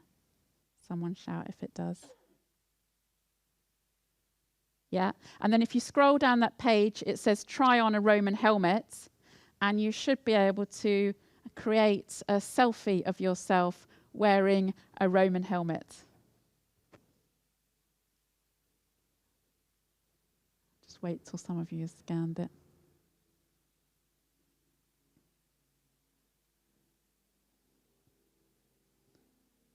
Are you in? No.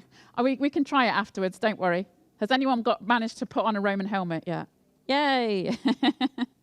Please send me your selfies. At Nenescape, yeah. Have a look through the trail. There's lots of different elements to it, and it is working really well. A big thank you to everyone that was involved, including the team here. And if you have any more questions about it, please do ask. Apologies for running over slightly. Thank you very much, Louise.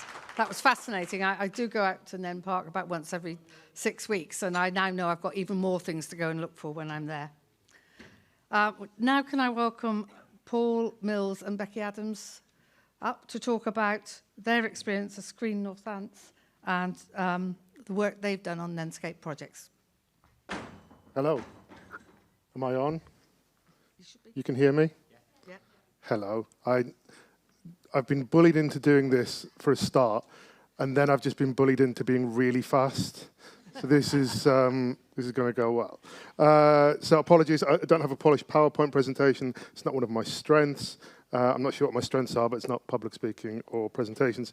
Who are Screen Northants, and why were we chosen as a film partner for Nenescape? Screen Northants is a not-for-profit social enterprise film production company. Our three main objectives are to make film in Northamptonshire. We've shot 3 feature films, produced 3 TV dramas, multiple short films, one of which is now picking up lots of nice awards on the festival circuit. Develop local talent, particularly disadvantaged youth. So we've worked directly with 800 plus young people over the last 7 years and thousands of other local people of all ages. And to celebrate Northamptonshire and promote it to the film industry to encourage inward investment.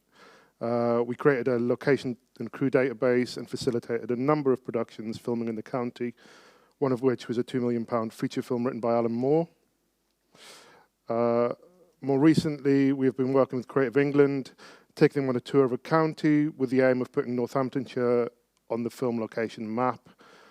One of the places I took them to was Oundle. Does anybody know what shot in Oundle recently?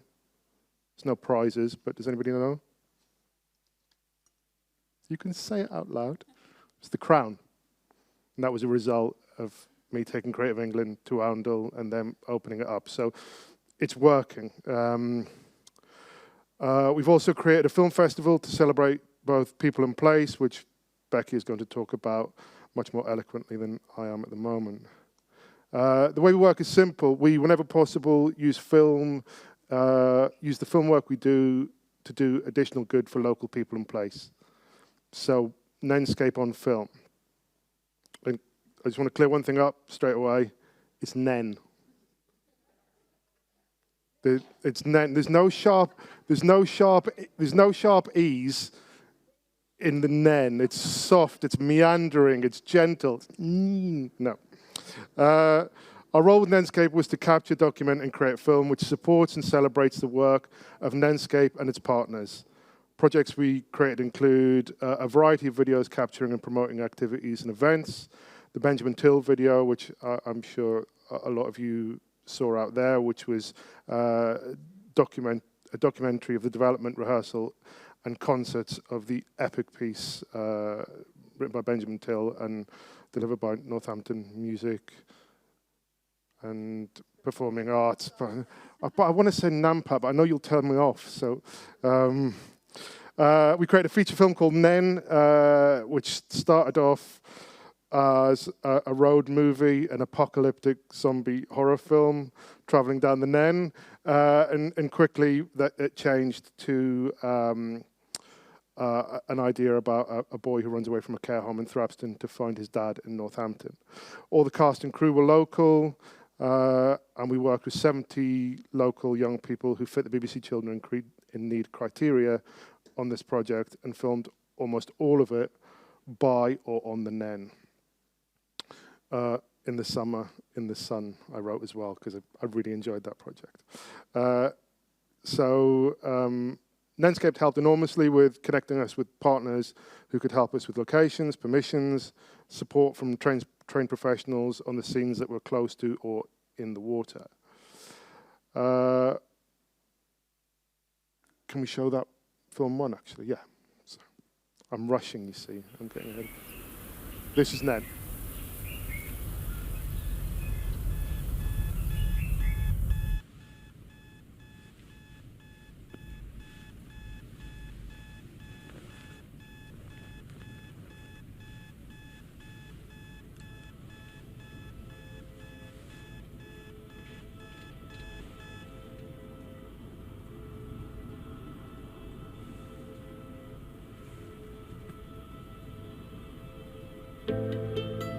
I can't get hold of your dad, I'm really sorry. I'll try calling him too. Don't stand there on the cliffside. Can we go see him? We can't take you anywhere without your dad's permission. The water whispers silver light, telling you to... Can I go shopping in Northampton? How about Peterborough? More shops, so I'll take myself. I want to go to Northampton. Let's just go Peterborough. I don't want to go to Peterborough. I want to see my dad.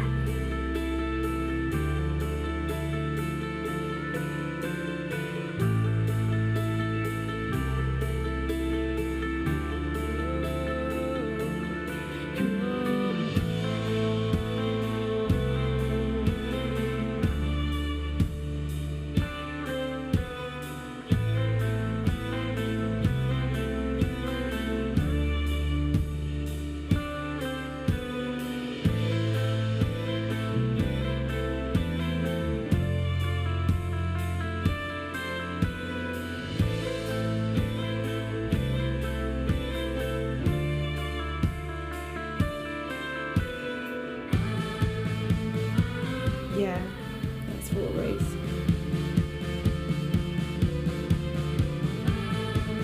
So what is it you're running away from?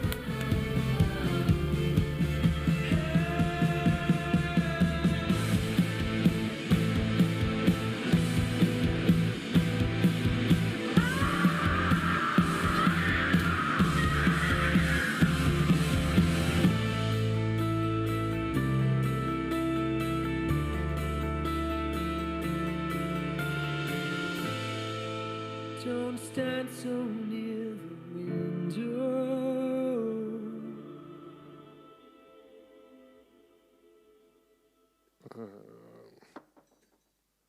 So the one I really want to talk about is the one I think really encapsulates the relationship we had with Nenescape and how we work as Screen Northants. So it was the art codes. So before I talk about it, I'm going to show you one of the videos.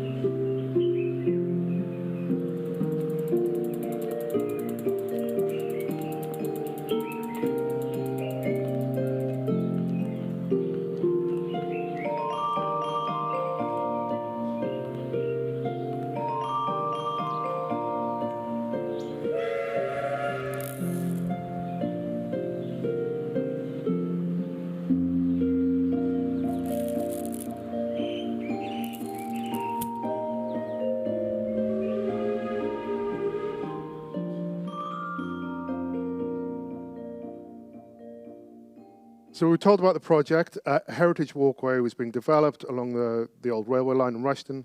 5 letters had been written based on historical events or people and were connected with the area. Our job was to create videos to accompany the letter. These would be accessed via QR codes positioned along the heritage walkway. Great, we can do that, and we can involve a group of young people in the process. Perfect, that's the way we work. So we spoke to Kingsthorpe College and arranged a group of pupil premium students to work with us throughout. So we based ourselves at Rushden Historical Railway, and the kids came over by minibus every day and got involved in every aspect of it. Perfect. Professional films, disadvantaged young people benefiting, them getting to understand parts of the county and the Nene that they don't usually have any kind of access to, and the opportunity to engage local actors and crew. Period pieces, so we got to play with costumes and steam trains, great for a filmmaker. The kids loved the content that we were developing, came up with great ideas, and Nenescape seemed really happy with what we were planning. And I was bored out of my mind. I was so bored. The films were going to be great. They were look really good because we had access to lots of staff. They were going to be perfect reflections of the source material, and I was desperately bored. The kids were not bored, and I suppose that says more about my attention span than theirs. So I asked them for ideas, and this is the beauty of what we do. I told them nothing was off the table as long as it was not illegal. They were from Northampton. And we need to come up with something that I can get excited about.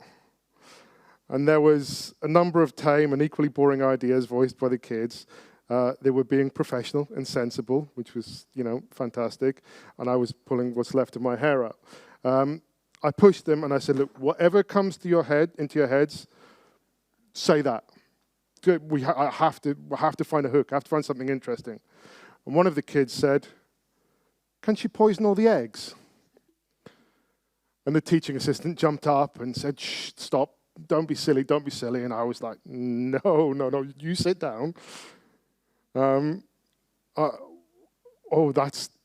brilliant. We can't do that. But it sparked something. Something in me said, okay, well, why don't we do one film for the regular people who will go down there and they'll do the QR code and watch it? And why don't we do a second subversive film? Something, if you scan it a second time, they might see something different in. So we poisoned one of the eggs. There was another film where it talks about health and safety legislation being introduced into the workplaces, particularly factories. And at the end of that, he says, well, that seems like a perfectly sensible idea. Not in the second one.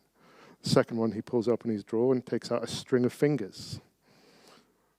No health and safety in mind. I was hooked. I was excited, and Nenescape loved the idea. I think because it broadened the audience as well, and we managed to make it work. So that was the best thing. Then the most important thing was that the young person had the idea. How empowered they were, that it was their idea that was going to be silenced by a teacher. It was their idea that everything had to be changed to accommodate. So that's how this thing's worked best. That's me done. I rushed. Thank you. Thank you very much.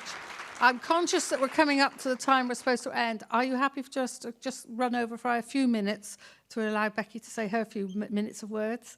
And then we'll move to John. So just a few minutes, please. Suits me just fine. Actually, yes, I can't be trusted. Is this? I'll do it. What's the worst that can happen? Hi, I'm Becky from Northampton Film Festival. So I can do it quite quickly. Yeah, so we set up Northampton Film Festival in 2019 as a part of Screen Northants, because even though we were making films where we cut off people's fingers, for the people that have just arrived in the room, that's not like a real thing. And we blew up stuff. We had explosions, we had fire, we had car chases. We shot Macbeth feature film where we had mass fights on the street in Northampton staged again. Yet we were struggling to recruit young people to come and work on those professional feature films with people that are making films in cinemas. And we were thinking, well, this is ridiculous. We shouldn't be struggling to get young people. I know they're disadvantaged young people, and they're young people that are experiencing kind of additional barriers and stuff, but this should be easy. But actually, we kind of came to the conclusion that maybe local people in Northamptonshire, young people particularly, but also their parents and everyone else, didn't really realise what opportunities there were in film, and that actually this is something that you can contribute to. There are jobs. There's actually huge demand. The industry is, COVID aside, things booming. And so the film festival, and equally, there was another kind of side to it, that there was a lot of negativity around Northampton Town Centre, and we were like, no. Yes, that there is, there's some issues. Of course there are.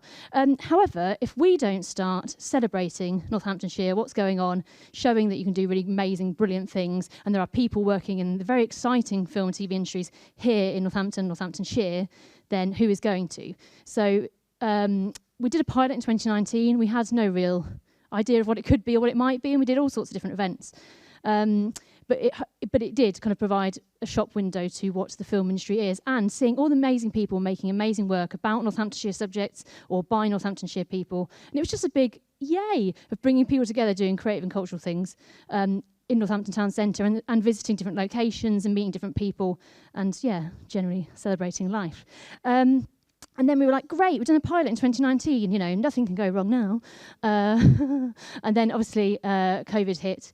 And although we're filmy people, and therefore people think that we're all over all sorts of technology, there's certain people in the industry that are, but we had to go online for the next film festival, which was just a very scary thing. But actually what was so great about it is that it's a Northamptonshire film festival, and it was only Northamptonshire entries that could be part of it. But having gone online, we could actually take that much further across the county. We know that people face, again, barriers with travel across the county, and make sure that more people across the county could see stuff, and actually more people across the world. And we had people zooming in from America, Afghanistan, all sorts of places for Q&As and things. So although it wasn't our most comfortable place being online, actually it's something that we're definitely taking forward to the film festivals we have now. So the first time that we partnered on the film festival with Nenescape was 2021, and it kind of, the theme of the 2021 festival kind of, which was the online one, kind of really sums up, I think, what Northampton Film Festival is all about. And the theme was kind of a big deal, because, hey, we're kind of a big deal. Yeah, okay, we know we're not. We are going to go head to head, and we're going to clash with the Cannes Film Festival, probably the biggest film festival in the world. We know that no one's going to go, oh, Northampton or Cannes. However, if we don't start saying we're kind of a big deal, who's going to believe it? So, here we are. And so we're like, right, screw the French Riviera. We've got the Nene River area. You see what we did there? So I'm going to show you that hopefully I'm going to show you. Which way? Can you do it? Amazing. The 2021 film, please, thank you.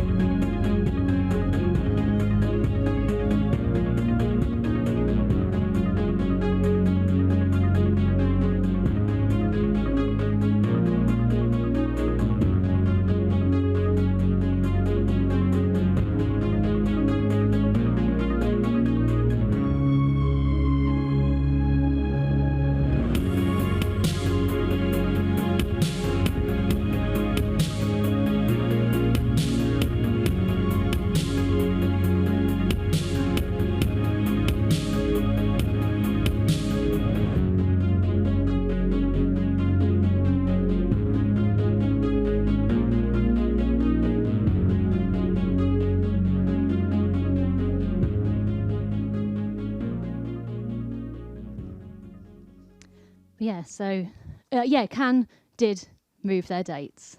I'm sure it was totally to do with us, not COVID. Anyway, so the next festival we've got is 2023. We've opened up entries to across Great Britain, so you don't just have to have a Northamptonshire film to enter. However, if you do, there are still special prizes for you, obviously. We've got some fabulous judges. Lisa Ria, who is, she works in Canada for Disney, but she's from Northampton. She made the #2 to Kettering on Disney+, if you ever watched that. Andrew Collins, the broadcaster, film reviewer and screenwriter. We've got Cully Kalia, who's the Royal Television Society Midlands Chair and BBC Executives judges. We've got some really great judges that people from across the country should be interested in watching. Now, obviously, we didn't want to just throw it open to Great Britain and go, put in whatever you want. Northamptonshire people, put in whatever you want. But Great Britain people, we've decided that basically, if you're putting in a film, you have to embody Northamptonshire's unique independent spirit, which I have defined. But it's actually going back to, so, it started off in Screen Northants, where we were getting young people together and we were taking them to amazing places in Northamptonshire, working with amazing talent in Northamptonshire, and telling them about all the firsts that have come out of this county, all the great people that have gone on to change the world, the fact that Northamptonshire is the centre of the universe, all of these many things. And so we describe Northamptonshire as a county of rebels and revolutionaries, traitors and trailblazers, misfits and mavericks, and creative and change makers.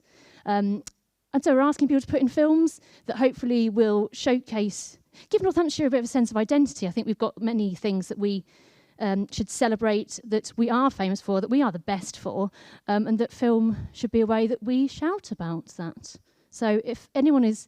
Actually, in fact, have I got time to play? Is it 1 minute? Yeah, the last one, which is kind of a trailer for 2023.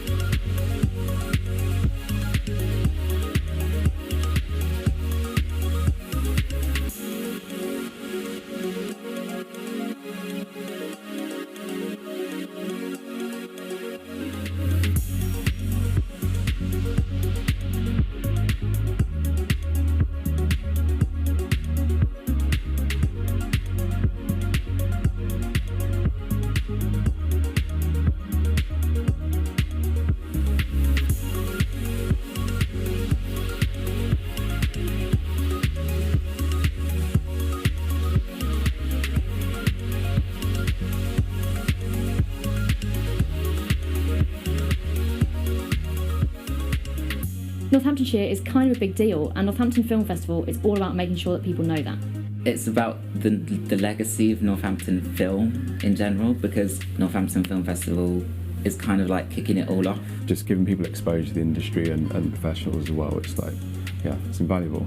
That weekend, having the film house and then going to Cineworld for the award ceremony, it was easily the best weekend of my life.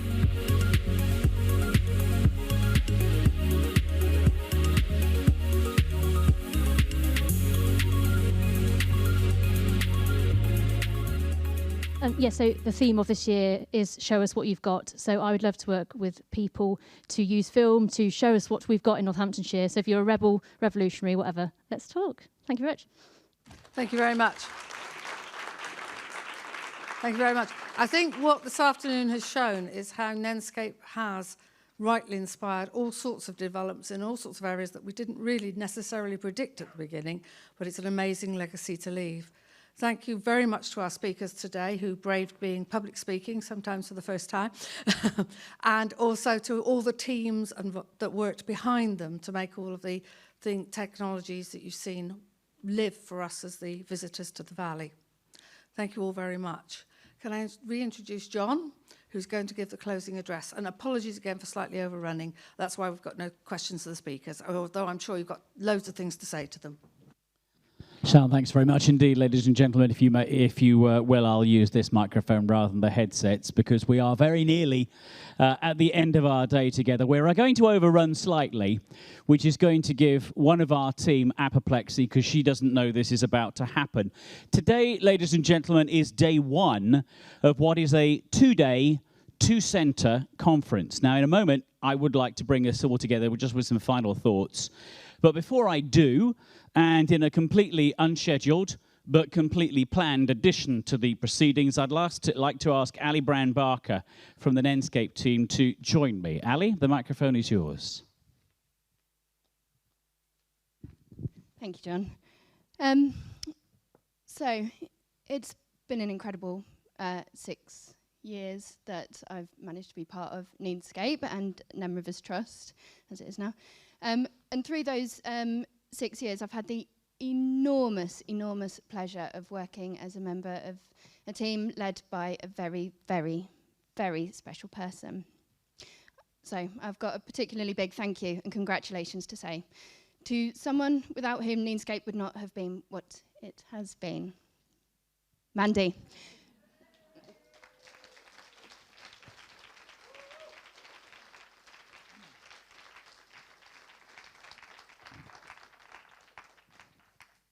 Sorry, John, I'm just getting myself together. I'll be quick.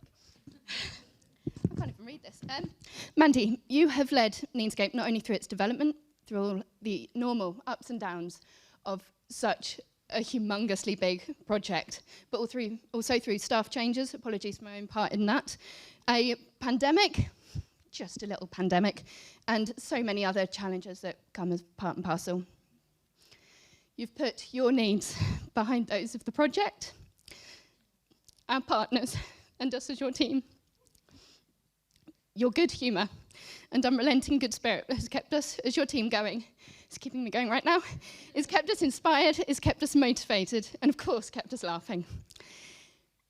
You've given us space to explore our own avenues, been our sounding board, our cheerleader, and our huge comfort when things haven't gone so well, just by being your magnificent self.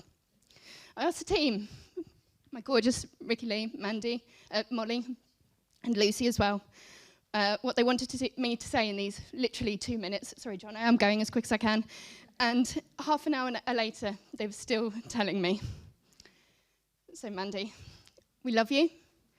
You're brilliant. Ricky Lee, can you just enjoy, please, these very small tokens of our appreciation?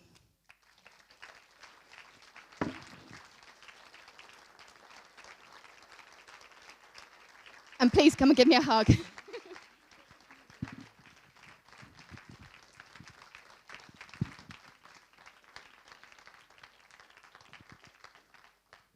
Ali Brand-Barker, ladies and gentlemen, who next week will be on the Andrex Puppies, a TV advert for the sale of tissue paper.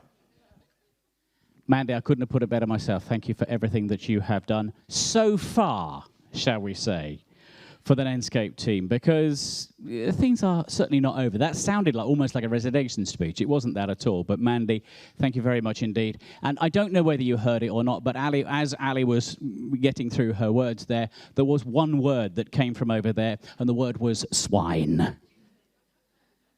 I think there's going to be revenge exacted, and don't forget, day 2 of this conference takes place tomorrow, ladies and gentlemen. Thank you, Mandy, and thank you to all of the Nenescape team. So, oh, by the way, Nenescape. Nenescape team, Paul? No, Nen, all right. Too sharp, okay, says the filmmaker. So what have we talked about today? What have we learnt?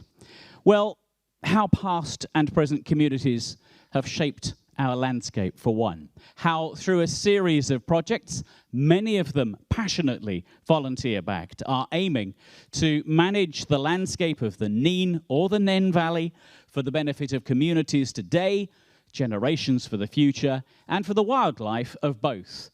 And how about embracing different tools and techniques to help us engage with our own projects and the teams that we can then reach out and work with together to achieve a common good for different audiences within the region of the Nen Valley, or if you will, the Nene Valley.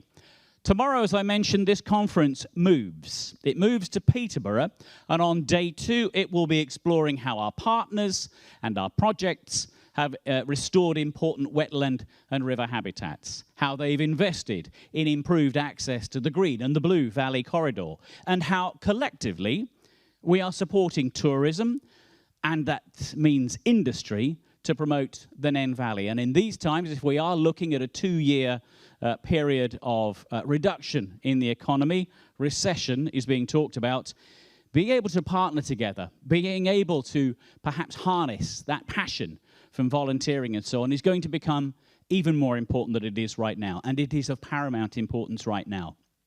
There are, amongst other things, organisations that we will be joined with tomorrow, other landscape partnership schemes looking at the impact of landscape-scale heritage projects in other areas of the UK. So there's a meeting of minds that's coming, a lot more to come.